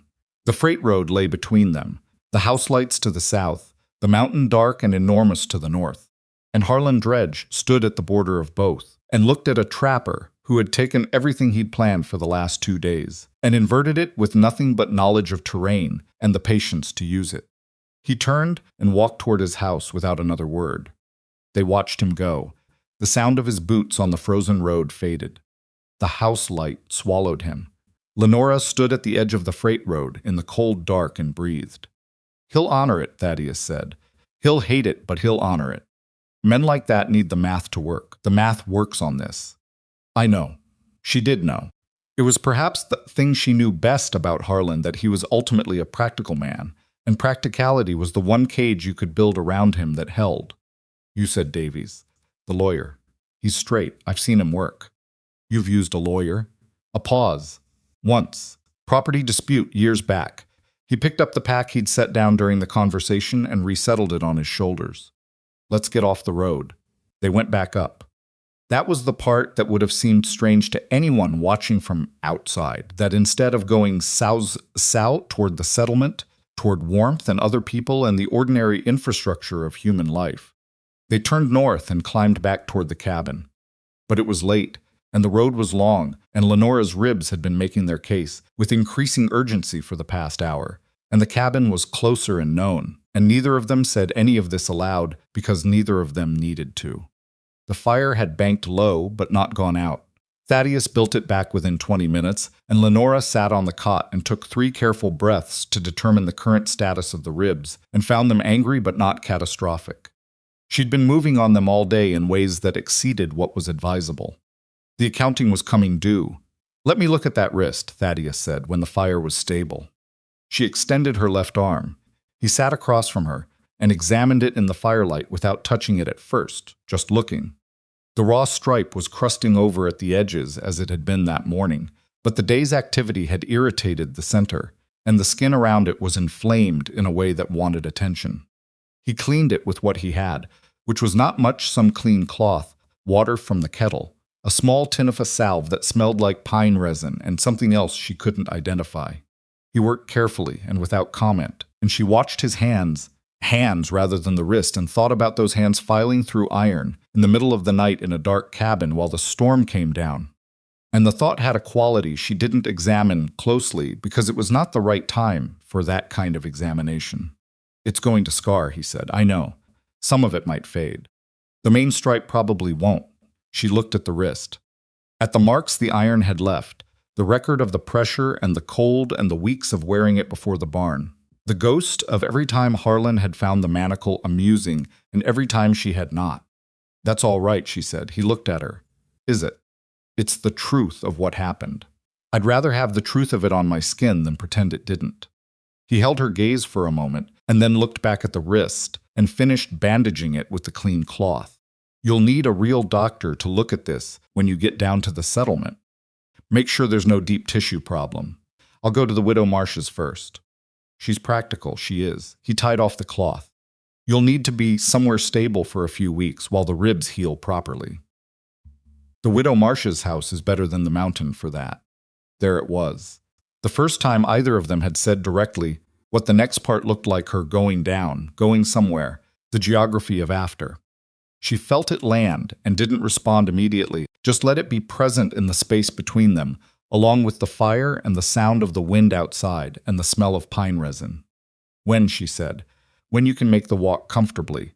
3 days, maybe 4. The trail's manageable if you take it slow. She nodded. She looked at the fire for a while. Thaddeus, she said. Yeah, the arrangement you described to Harlan, the part where I leave the county. He looked at her. That's leverage. It's not a condition I'm enforcing. You put it on the table. To make the math work for him. Where you go, and when you go, there is not something I'm in a position to decide. He paused.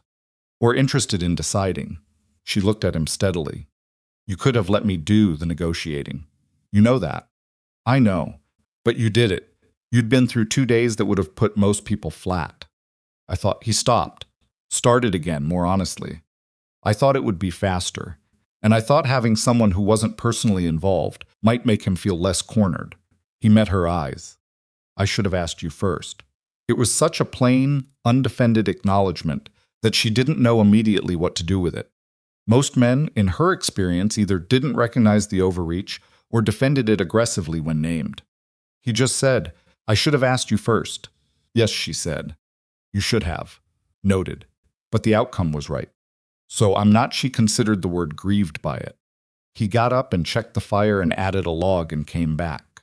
Get some sleep, he said. We'll figure out the details tomorrow. She lay down. He took the floor. The fire pushed back the dark. The days that followed had their own strange texture. She had expected, she wasn't entirely sure what she had expected. Some version of the aftermath being easier than the crisis, the way you think recovery will be faster than injury, and it never quite is. What actually happened was that the cabin, which had been purposeful and urgent for 2 full days, became quiet. The urgency drained out of it and left something harder to name in its place. Her body, now that it had permission to stop performing, objected to everything at once. The ribs were worse on the third day than the second, which Thaddeus told her was normal, the adrenaline leaving the system, the actual inventory coming through. Her wrist throbbed. Her left hand, mostly recovered, still fumbled things at unexpected moments. She dropped a cup on the fourth morning, and the sound of it hitting the floor startled her so badly that she was halfway to the wall before she understood what had happened.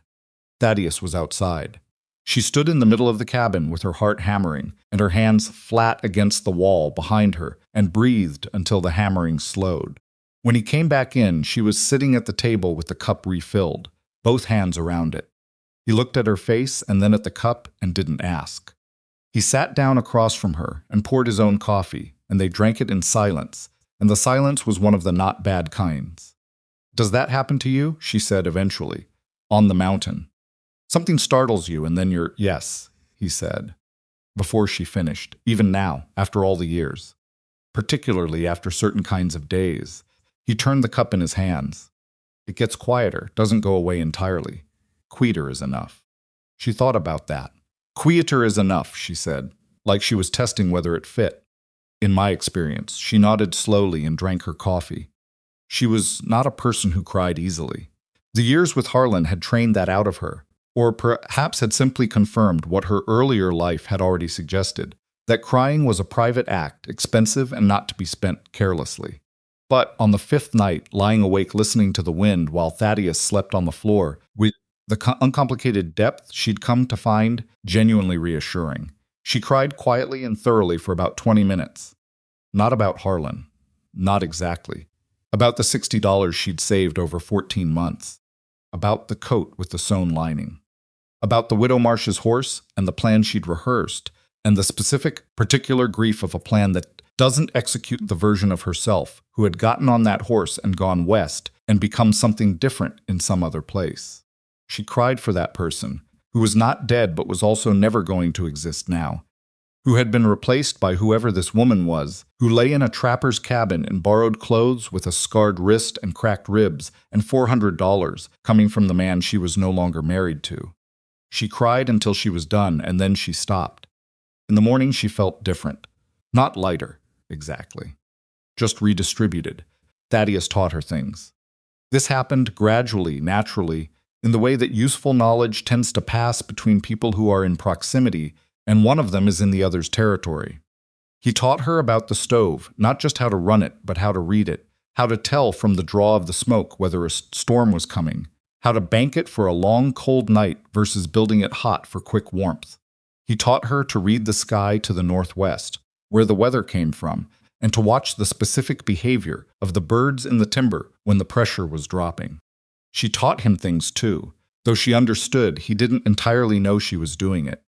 She reorganized the cabinet system permanently, with logic he adopted without discussing, and she fixed a tear in his sleeping canvas with a needle and thread from a small kit she found in the bottom of a shelf, working slowly with the left hand. And when he came in and found it repaired, he turned it over in his hands and looked at the stitching for a long moment without speaking. "It was coming apart at the seams," she said. "I know. I'd been putting it off." He set it down. "Thank you. It needed doing." They were both terrible at receiving things gracefully. She noticed this about them both, this particular matching damage, the inability to accept an act of consideration without deflecting it toward practicality, toward necessity, toward the thing being done rather than the person doing it. It struck her as interesting that two people shaped differently by different difficult lives could arrive at the same defensive posture. On the 8th day, she walked outside alone. Not far, not past the cabin's immediate clearing, because the ribs still argued with uneven ground, but outside in the cold morning, standing in the snow with no walls around her and no immediate task. She stood there and looked at the mountain, rising above the tree line to the north, and the valley dropping away to the south, and the sky doing what the Montana sky did in November, which was performing a version of beauty so large it was almost aggressive. She stood there for 10 minutes. Then she went back inside and made coffee and thought about what she wanted. It was a strange exercise. Not strange in theory. She understood that wanting things was a capacity human beings possessed and that she was one. But the practical experience of sitting with the question without immediately converting it into logistics, without asking what was possible or permitted or safe, just asking what she actually wanted out of the days ahead of her that was unusual enough that she caught herself deflecting 3 times before she managed to stay with it. She wanted the $400 and the legal dissolution, and those were already in motion. She wanted her ribs to heal. She wanted full use of her left hand back. She wanted to sleep through the night without the inventory dreams, the ones where she was back in the barn, not screaming, just counting. Chains, links, minutes, degrees of cold. She wanted, and this was the part that took her the longest to sit with. Honestly, she did not want to go west. She had wanted to go west for 2 years, had built the wanting into the architecture of every bad day, had used it as the door she would eventually open when the saving was done, and the plan was ready. But the plan had executed badly, and she had ended up somewhere else, and the somewhere else had turned out to be not what she'd imagined anything would be, but real, specific, hers in a way that the imagined West had never quite been. She was still sitting with this when Thaddeus came in from his morning check of the perimeter. He looked at her expression, whatever it was doing, and said, "Everything all right?" "I've been thinking," she said, "about what comes next." She looked at him directly. "You said the pass will be manageable in a few days." "I can make the walk to the Widow Marshes." "Yes, and then the legal business in Holt's Crossing. Davies will have the papers drawn up by now if Harlan moved on it quickly, which he will have closing the loop, like you said. And after that," she held his look, "where do you think I should go?" He was quiet for a moment, which she had learned meant he was answering actually rather than reflexively. "I think you should go wherever you decide," he said. "I don't have a useful opinion on that." "That's a non-answer." "It's an honest one." He hung up his coat. "You've had enough people deciding the direction of your life. I'm not going to add to the list." She looked at him. At this man who had found her chained in a barn and filed through iron in the dark, and stood between her and Harlan's money, and not once, in the 9 days since, asked her for anything in return, who had not explained or justified or made his help into a debt, who had simply done the next necessary thing and then waited to see what she needed. "I'm not asking you to decide," she said. "I'm asking what you think." Another pause. "I think," he said carefully, "that this is a hard mountain and a long winter, and not everyone could have done what you did this past week." He sat down at the table. "And I think the West will still be there. It doesn't have a deadline." "And Raven Hollow?" He looked at her. "The Widow Marsh told me once that the lower homestead has been abandoned for 2 years, she said. "The one at the valley edge, south of here. She said the family that had it gave up and went east. She kept her eyes on him. She said the land was good. Thaddeus was very still. I'm not suggesting," she started. "What are you suggesting?" he said. Not challenging, genuinely asking. She took a breath. The ribs registered it, and she breathed through them. "I'm suggesting that I have $400 coming, which is more capital than most people start with. I'm suggesting that a way station somewhere that provides shelter and provisions to travelers caught by the mountain weather might be a viable concern in this area. The freight road runs through the valley. People get caught by storms." She paused. "I'm suggesting I know how to read weather now, a little. And I could learn more." Thaddeus said nothing for a long moment. "You've been thinking about this for a while," he said. "A few days. Not because I've stopped. Not because of you," she said. "Or not only. Mostly because it's the first time in 3 years that I've sat still somewhere and thought I could build something here. On my own terms." She looked at the table. "You happen to also be here. That's a separate consideration." He absorbed this with the same gravity he applied to everything, not trying to make it smaller or larger than it was, just taking its actual weight. "The lower homestead would need significant work," he said. "I have time. The winters are brutal. I've had some experience with that recently." Something moved across his face, the almost smile that had become one of the things she looked for, without meaning to. "You'd be 2 miles down from the cabin." "Yes. That's not the same as being here." "I know that. I'm asking," he said, "because I want to make sure you know that. It would be you'd be starting from scratch, essentially, in difficult country. He stopped himself and started again. "I'm not going to be useful as a reason to do something that's genuinely hard if you're not choosing it for your own reasons. I just told you my reasons. Your reasons might change in the spring." "They might," she agreed. I'm not asking for a guarantee. I'm not offering one either. She looked at him. I'm saying I want to try something here. On this mountain, in this valley, for reasons that are mine. She paused. And I'm saying that if you wanted to have a conversation eventually, not now, when there's been more time about the fact that I respect you considerably, and I think you might feel something similar, I would be open to that conversation. Thaddeus Crowe sat at his kitchen table and looked at Lenora Whitlock, who had been chained in a barn 9 days ago and was now sitting across from him calmly proposing to rebuild an abandoned homestead and also possibly his life, and he did not say anything for what she counted as approximately 20 seconds. Then he said, I do feel something similar. All right, she said. I'm also not good at this. The conversation kind. I noticed. I'm not either. She picked up her coffee cup. We'll be bad at it together. He looked at her with the level expression that she had stopped trying to decode and had started simply trusting. You'd really stay, I'd really try. She met his eyes. There's a difference. I'm not pretending there isn't. I know the difference. Outside the cabin, the wind moved through the timber, and the mountain sat enormous and indifferent, and present in the way it always was, the way she had come to find not threatening but clarifying the mountain didn't care, which meant the only things that mattered were the ones she decided mattered. She put her cup down. When can I see the lower homestead, she said. Thaddeus looked at the window, looked at her wrist, looked at her face. When your ribs let you walk 2 miles without that expression you're making right now, every time you breathe wrong, he said. She looked at him. What expression? The one where you're in pain and you've decided not to mention it. She opened her mouth, closed it. 3 days, she said. Probably 4, he said. She did not argue, partly because he was right, and partly because she had just realized, sitting there in the warmth of that imperfect, practical, absolutely sufficient cabin, that she was not in any hurry at all. The West would still be there. She was already somewhere. 4 days, as it turned out. Not 3. Her ribs made the decision, not her, which she found irritating and Thaddeus found unsurprising. On the morning she'd planned to walk to the lower homestead, she'd reached for her coat, and the twist of it had produced a specific, white-hot objection from her left side that made her stand very still for a full 10 seconds, with her jaw tight and her eyes on the ceiling. Thaddeus watched this from across the cabin, said nothing. Tomorrow, she said. Tomorrow, he agreed, without a trace of satisfaction, which she appreciated. She spent the day usefully. There was always something useful to do in a place like this, the endless maintenance that kept a mountain cabin functional rather than merely standing. She sorted and inventoried the remaining provisions with the careful attention of someone who had started thinking about supply logistics for a way station that didn't exist yet, noting what was adequate and what was short and what would need to be different for a place that intended to receive strangers caught by weather.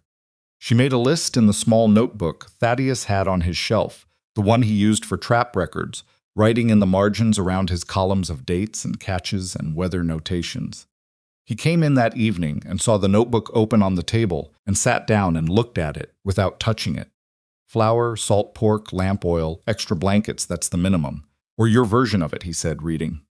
For a 2-room structure with a reliable stove and a wood supply within reasonable distance, she said. Which I'm assuming the lower homestead has, or can have. It has the structure. The stove needs replacing. The wood supply is adequate. There's mature timber on the east slope that hasn't been worked. He read further. You've got medical supplies on here. People come in off the road in bad weather. They're going to have injuries. Frostbite, at minimum. Horses with problems. You need to be able to do something useful until they can get proper help. You know anything about medicine? Some. My mother knew herbs and basic treatment. I know more than most and less than a doctor. She paused. I've also spent the past 2 weeks with someone who does field medicine efficiently without formal training, so I've been paying attention. He looked at the list and then at her. You've been paying attention to a lot of things. That's generally how I operate. He set the notebook down. The lower homestead has 2 rooms, a main structure, and a small outbuilding that used to be a smokehouse. The family that left the Ennises, they went east the spring before last. They were good people, but the isolation got to the wife. She needed town. Not everyone can winter up here. Can you tell the difference? Before winter, I mean. Whether someone can manage it or not. He thought about that honestly. Sometimes. Not always. People surprise you in both directions. He looked at her. You're not someone I'd have worried about. You didn't know me 4 days ago. No, but I knew you by the end of the first night. She looked at her notebook. At the list she'd built out of nothing but attention and intention and the specific stubbornness that had kept her filing through 14 months of small savings when every reasonable calculation suggested she was trapped. I'm not romantic about it, she said. The homestead. I know what it is: hard work, isolation, slow building. I know there will be winters where I question every decision I've made. She turned the notebook face down on the table. I also know that a year ago I was rationing pennies from the grocery account and praying nobody noticed. So my baseline for comparison is adjusted. Thaddeus nodded. The 400 from Harlan. How far does that actually get you? First season, basic repairs, initial provisions, tools I've run it through. It gets me to spring in reasonable shape. After that, the way station needs to generate something. I was thinking travelers pay what they can. I won't set fixed prices. People in trouble on a mountain road shouldn't have to negotiate. But most people pay fair when they're not cornered. That's true, he said. In my experience. Also trapping. She said it carefully, not as a declaration. I don't know the work. But it's a season-based income, and the mountain clearly produces it. And I'm a person who can learn things if someone's willing to teach them without assuming I can't. Thaddeus was quiet for what she had calibrated as a meaningful pause rather than an empty one. I can teach that, he said. I know you can. It takes time. The first season you lose as much as you gain while you're learning the lines. I know. And it's not. He stopped. Not what? It's not clean work. It's not the kind of thing that stays theoretical. He looked at his hands, the scarred, large, useful hands that had filed through iron, and pulled a man out of a creek drainage, and bandaged her wrist with care she still didn't have full vocabulary for. Some people find that they can't do it when it becomes as actual. I grew up on a working farm, she said, before the money ran out, before everything I know what actual looks like. He nodded slowly. Something settled in his face. Tomorrow, he said. We'll walk down to the Ennis place. The walk took 40 minutes at a careful pace, following a trail he knew, and she was learning, south and down from the cabin through mixed timber that thinned as the elevation dropped, and the valley opened up to the east. The morning was clear and extremely cold, the kind of cold that made the snow squeak under boots and the air taste like metal, and her ribs made the first 10 minutes a private negotiation she managed without mentioning. The lower homestead appeared through the trees, gradually first the roof line, then the dark timber wall of the main structure, then the outbuilding behind it, and the remains of a kitchen garden beside it, the stakes of last year's planting still standing in the snow in a row that someone had put there with intention and care. She stood at the edge of the clearing and looked at it. It was not a beautiful building. It had never been. She thought it had been built for function, for survival, by people working with what they had in country that didn't reward aesthetics over practicality. The main structure was solid, but showed 2 winters of vacancy. The door had swollen in the frame and would need to be worked loose. One shutter on the south window hung at an angle from a broken hinge, and the stovepipe had a lean to it that wanted addressing before any serious fire went in. It was also, unmistakably, a place. A specific piece of earth with walls around it and a roof over it and the ghost of intention in those garden stakes standing in the snow. She walked across the clearing. Thaddeus watched her from the tree line for a moment, then followed. She worked the door loose with her shoulder, the good shoulder, right side carefully, and it opened with a groan and a shower of ice from the frame, and she stepped inside. The smell was cold and old, and the specific staleness of a closed space, but underneath it was wood and something like pine sap and the neutral promise of emptiness. The main room was larger than she'd expected, a stone hearth on the north wall, cold and gray. A table that had been left behind, solid, handmade, slightly uneven on one leg. 2 chairs, one with a cracked back rail. Shelving along the east wall, empty. Hooks by the door where coats had hung. The second room was smaller. A bed frame without a mattress. A window that looked east toward where the valley opened, and the freight road was a pale line a quarter-mile away. She stood in the smaller room and looked out the east window at the freight road. People came through there. In bad weather, they would need somewhere. 30 miles of mountain freight road in either direction before the next settlement, And the weather in this valley was the kind that came fast and didn't announce itself. She could see it, not imagining it, actually seeing it, with the practical specificity of someone who had learned to plan carefully, learned it the hard way, learned it in the margins of someone else's life when she was building her own underneath. She could see the stove replaced and working, the shelving stocked, the door rehung so it moved clean, a sign somewhere on the road, simple, useful, just shelter, food, Raven Hollow. She could see herself in it. She went back to the main room. Thaddeus was crouched at the hearth, looking up the flue, which she took as a man doing a practical assessment rather than making a statement. "Flue's clear," he said. "Animals got in, but nothing's nesting currently. The stonework is sound. The stovepipe needs resetting. I can do that." He stood. The door's a half-day job. The window in the back room has a crack in the lower corner that'll let in cold, needs resealing before serious winter use. How long to make it livable? Genuinely livable, not survivable. He thought about it. 2 weeks of work with 2 people. 3 with 1. I'm 1. You are now. In 2 more weeks, your ribs will let you work. He looked around the room with the expression she'd come to read as serious calculation. "I have time in the day before I run my northern line. I can put some hours in here." She looked at him. "You don't have to do that," she said. "I know. I'm not asking. I know that too." He met her eyes. "I want to." The 4 words sat in the cold room with the same plainness as everything he said, undecorated, not trying to be more than they were. She thought, not for the first time, that there was a particular kind of courage in the refusal to embellish in saying the exact thing you meant and letting it stand without scaffolding. "All right," she said. "All right," he said. They walked the perimeter of the building after that. It's outside in the cold, looking at the foundation and the roof line and the outbuilding that had been the smokehouse. She asked questions, and he answered them, and she took mental inventory, and he pointed out things she hadn't thought to look for, and it was entirely practical and also entirely not, in the way that most of the important moments she'd had in the past 2 weeks had been both at once. She went to the Widow Marsh's house on the 12th day. The walk down from the mountain took most of the morning. Thaddeus came with her to the freight road and would have come further, but she stopped him at the junction and said she'd walk the last mile herself, which was true, and also meant that she needed to arrive at her own pace in her own time, and he understood that without needing it explained. "I'll send word through Marsh when the legal business is done," she said. "I'll be at the cabin. I know where you'll be." He looked at her. She looked at him. The freight road stretched south in the winter light, and behind them the mountain rose, white and enormous and permanent, the same mountain that had been Harlan's weapon and had become something else instead. "Lenora," he said.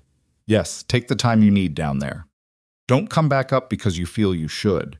He paused. "Come back up if you want to." "I'll want to," she said. She said it simply, because it was simply true. She walked south. The Widow Marsh was a woman of 61 who had buried a husband and raised 4 sons and arrived at the late portion of her life with the specific, unshowy authority of someone who has outlasted most of what tried to stop her. She opened her door and looked at Lenora standing on her porch and said, "I heard you were alive. Come in," and that was the extent of the emotional display, which suited Lenora entirely. She stayed 6 days. The legal business happened on the 3rd day. Davies the lawyer was exactly what Thaddeus had described, a straight man who drafted clean, and the dissolution paperwork was thorough and fair, and documented everything that needed documenting without editorializing. Harlan had moved on it within 4 days of coming off the mountain, which was the speed of a man who had calculated his exit cost and wanted the account closed. The $400 came in a bank draft that Davies handed across the desk, with the professional neutrality of a man who had seen many difficult situations and understood that his job was the mechanism, not the judgment. She held the bank draft for a moment, thought about 14 months of grocery account skimming, thought about the sewn coat lining. Then she folded it and put it in her pocket and thanked Davies and walked out into the cold Holt's Crossing Street and stood there for a minute, breathing the air of a town that knew Harlan Dredge, but was also not, specifically, controlled by him in ways that affected her anymore. The Widow Marsh had questions in the evenings that she asked with the directness of someone who'd earned the right to be direct. "The trapper," she said on the 2nd night. "Thaddeus Crow." "Yes, I know of him. People in the valley know of him a little. She poured the tea with the steady hands of a woman who'd poured 10,000 cups. He's considered strange by people who don't understand that solitary and strange are different things. He's solitary, Lenora said. Not strange? No, I didn't think strange. She set the pot down. You're going back up. It was not a question. I'm going back up, Lenora said. The widow Marsh looked at her with the unhurried assessment of a woman who had seen a great deal of life and had learned to read the difference between a decision made under pressure and a decision made by someone who has finally found their own footing. She apparently found what she was looking for. The Lower Homestead, she said. The Ennis place. You know it. I know most of what happens in this valley. She drank her tea. It's good land. The position on the freight road is useful. Sarah Ennis was a good woman, she just needed a different country, that's all. Not a flaw in her, not a flaw in the land. She set down her cup. You'd need help with the initial work. I have help. Yes. A pause. You do. The widow Marsh's 4 sons came by on the 4th day, not all at once, which would have been overwhelming, but 1 and then 2 together, and then the last one alone, each of them treating her with the careful, watchful respect of men who had heard a partial version of the story from their mother and had the sense not to demand a fuller one. The youngest, a man of about 30 named Carl, asked if she needed any carpentry work done in the coming weeks and left his name without pressure, which she added to the list in her notebook. She sat with the widow Marsh on the last evening and looked at the fire in the woman's comfortable, permanent, well-lived-in house and thought about permanence, about what it looked like, about the fact that it was built, not found, that the widow Marsh's solid house and her 4 sons and her authority in the valley had not arrived whole, but had been constructed across 30 years of specific choices and specific work, and the willingness to stay when staying was hard. I'm frightened, Lenora said. She said it because the widow Marsh was one of the very few people she trusted enough to say it to, and also because she had learned recently that saying the true thing plainly was often better than carrying it privately.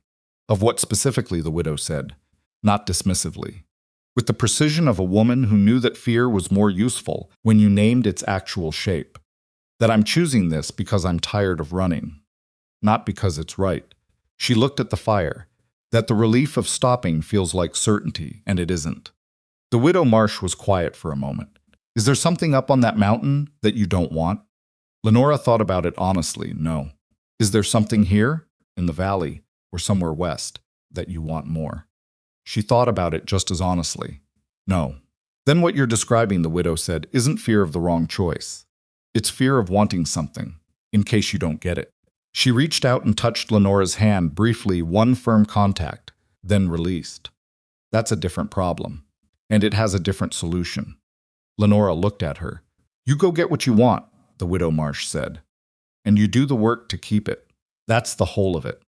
She walked back up the mountain on the 7th day. Her ribs allowed it, finally not without commentary, but without veto. The trail from the freight road north and up was familiar now, in the way places become familiar when you've moved through them with attention, when you've let them teach you something. She knew where the drainage crossed under the path, knew the false flat that looked like the end of the climb and wasn't, knew the stand of spruce that meant the cabin was 10 minutes further on. She went to the Lower Homestead first. The door had been rehung. It opened clean and quiet, the swollen wood planed back to right, the hinges replaced. She stood in the doorway and looked at the main room and saw that work had been done in the days she'd been gone. The stovepipe reset and straight, the cracked window sealed with careful putty work, the shelving reinforced where it had pulled from the wall. The table leg had been shimmed level. She stood in the middle of the main room and felt the specific quality of a space that had been worked on with intention and care by someone who had not been asked to do it and had done it anyway. She put her pack down on the table. She went to the hearth and found the flue clean and the grate set with dry wood, ready to light. She found matches on the mantel where she would have put them herself. She crouched and put flame to tinder, and the fire took and she fed it carefully and stood back and watched the room change as the warmth came into it. Then she walked the 10 minutes north to the cabin. Thaddeus was at the woodpile when she came through the trees, splitting timber with the methodical rhythm of a man in the middle of a necessary task. He saw her and stopped, the axe in his hands. He looked at her face. She looked at his. How was the widow Marsh, he said. Direct, competent, 4 sons, one of whom is a carpenter, and left his name. Carl, he does good work. She thought so too. Lenora came to the edge of the woodpile and stopped. You rehung the door. It was binding. Somebody would have been fighting it all winter. You leveled the table. The leg was short. It's not complicated work. Thaddeus. He set the axe against the woodpile. Yeah. Thank you, she said, not deflecting it into practicality, not converting it into a statement about necessity. Just the two words, given their actual weight, looking at him while she said them. He held her look. You're welcome, he said, and gave those two words the same weight back. They stood there for a moment in the cold yard, with the timber around them, and the mountain above, and the smoke from the cabin chimney going straight up into the still air, and it was not a dramatic moment, it was too honest for drama, too plain, too much like the real thing, rather than a performance of it. Come inside, he said. Coffee's on. Winter finished its work in the weeks that followed. Lenora moved between the two structures days at the lower homestead, working on what could be worked on, evenings often at the cabin for dinner, and the kind of conversation that built slowly between two people who had both spent years either talking too little or saying nothing that mattered. She and Thaddeus talked about practical things mostly, because practical things were what they both knew how to start with, and found that underneath the practical things were other things, and underneath those were others still, and that the conversations they were building were different from any conversation she'd had before, the specific way that mattered. Nobody in them was performing. He told her about the wife he'd had, briefly, a long time ago. Not much a few sentences. On a night in January, when the wind was making the cabin walls flex and they'd been sitting by the fire long enough that the silence had become comfortable rather than careful. He told it the way he told most things, plainly, without drama, without asking for a particular response. She listened and didn't fill the space after, with reassurance or questions he hadn't invited, and he seemed to find that the right answer. She told him about the years before Harlan. The farm, her mother's instructions about attaching to a man with money, the specific texture of being 24, and being frightened and making a decision based on the options you could see, rather than the ones you couldn't imagine yet. He listened with the same quality she'd noticed from the first night, the real kind of listening, where the other person's words are landing somewhere, rather than just waiting their turn. You were 24, he said, when she stopped. Yes, 24 is young. It doesn't feel like an excuse. It's not an excuse, it's a fact. He turned his cup in his hands. 24 is young enough that the options look like the whole world. The options aren't the whole world. You didn't know that yet. I know it now. Yes, he said. You do. The first traveler arrived at the lower homestead on a Wednesday in February. He was a freight driver, a big man named Polk, who ran a 2-horse wagon between Holt's Crossing and a mining camp 30 miles north, and the storm that had been building since noon had turned into a genuine emergency by 3 in the afternoon. The kind of horizontal visibility zero blizzard that the Northwest produced several times a winter, and that Lenora had learned to see coming 2 hours before it arrived. She had the fire going and a pot of beans on when she heard the horse on the road. She went to the door and opened it and saw the man on the wagon seat with his head down against the wind and the horses barely moving and the road behind him vanishing into white. She stepped out onto the porch and called out to him. He looked up, saw the light. 20 minutes later, he was at the table with his hands around a bowl of beans and his horses in the small shelter she and Thaddeus had built in December from timber salvaged off the east slope. And he looked at the fire and at the room and at hers and said, I didn't know this place was here. It's new, she said. You're running it alone? For now. She refilled his water from the kettle. You'll need to stay tonight. The road won't clear until morning. He nodded. He was a practical man, as most freight drivers were not given to unnecessary conversation, not given to unnecessary anything. He ate and was grateful, and didn't try to make the gratitude into something she had to manage. Before he slept, on the blankets she'd put on the floor, near the fire, he said, I'll tell people about this place. Other drivers on the north route, there's maybe 6 of us running regular, and we've all had trouble on this stretch. Tell them, she said. Tell them it's here. He was gone by 7 in the morning, the road cleared and the sky clean, and she stood in the doorway and watched the wagon go south along the freight road until it rounded the bend and disappeared. And she stood there a moment longer with the cold on her face and the fire behind her and the mountain above. She thought about chains, about the specific weight of iron on a wrist, the way it dictated range, reduced the world to the length of what it would allow. She thought about all the kinds of chains that weren't iron, the ones made of obligation and fear, and the exhaustion of believing that the visible options were all the options there were. She looked at her left wrist. The scar was there, the main stripe, white against the cold reddened skin. It would always be there. She had stopped thinking of that as a problem sometime in January, had arrived at something closer to what she'd told Thaddeus. In the first days, it was the truth of what had happened. Not Harlan's mark on her. Her mark on herself, the record of surviving something, of deciding in a frozen barn to keep screaming into the dark even when the screaming seemed useless. The screaming had not been useless. That was the thing she kept coming back to, the thing she turned over in her mind on the long winter evenings when the wind came down off the mountain and the fire worked, and the cabin or the homestead held against it. The screaming had not been useless, even before Thaddeus heard it. It had been the act of refusing to accept the silence as the final answer. And that refusal, not the rescue, not the luck of a man crossing the right piece of ground at the right moment, but the refusal itself was the thing that had started everything that came after. She thought about that whenever she was tempted to tell the story as one of rescue. It wasn't a story of rescue. It was a story of a woman who refused to stop, and a man who happened to be walking toward a sound instead of away from it, and what two people who were both broken in specific ways could build when neither of them tried to pretend they weren't. Spring came in the way it comes to high mountain country, slowly, incompletely, with false starts and setbacks and mornings that felt like April followed by afternoons that felt like February. The snow retreated up the slopes and the creek in the drainage unfroze and ran cold and clear and loud, and the timber started doing things that Thaddeus could read as specific indicators, and that she was learning to read herself. The mountain pass opened in late April. She knew what that meant. Thaddeus had told her in the winter, straightforwardly, when the pass opens, you'll be able to go west if you want to.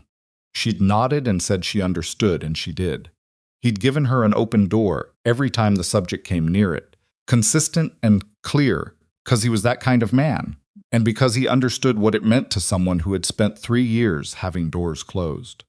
On the morning the pass was confirmed open word, coming down from a trapper friend of his who ran the northern line, he told her over breakfast, and then said nothing else about it. She finished her coffee. She looked out the window at the mountain and the bright April sky and the version of the world that spring produced up here, which was not soft but was honest, the snow pulling back to reveal the actual ground underneath. I'm not going, she said. He looked at her. I know you know that, she said. I'm saying it anyway, because I want you to have heard it directly. Not assumed it, not inferred it. She met his eyes. I'm staying here, at Raven Hollow. I'm building the way station, I'm learning the trap lines, and I'm staying. She paused. And at some point, when it seems right to both of us, I'd like to have a conversation about what we're building here together. Not just the homestead. Thaddeus looked at her across the table for a moment. I've been trying to figure out how to have that conversation, he said, for about 2 months. I know, you knew. You're not as difficult to read as you think, she said. You're just slow. Something happened on his face that was not quite the almost smile, and was not quite more than that it was the real one, brief and rare and entirely genuine. The one she'd seen maybe 4 times since November, and that she'd learned to value precisely because of how infrequently it arrived. All right, he said. All right, she said. They built the way station through that spring and summer, both of them. Carl Marsh's carpentry skills added to the labor in April and May. The widow Marsh herself appearing one Saturday with 2 of her other sons and a wagon of supplies she claimed were on loan, and which Lenora later understood were not expected back. The main structure became genuinely functional by June. The outbuilding became a proper stable. A sign went up at the freight road junction in July, shelter. Raven Hollow, 1 mile north. Travelers came. Not a flood, the valley wasn't that kind of country, but a steady, reasonable number. The people the mountain road produced, freight drivers, families moving between settlements, occasional prospectors, a doctor once who was caught by weather and stayed 2 nights, and left a small medical reference book that became one of Lenora's most consulted possessions. She learned the trap lines across 2 seasons, making every mistake available, and some that she invented herself. And Thaddeus corrected without condescension and praised without flattery. And by the second winter, she was running a third of the Northern Line independently, reading the terrain the way she'd learned to read weather, not perfectly, not without surprises, but well enough to trust her own judgment. She never stopped learning.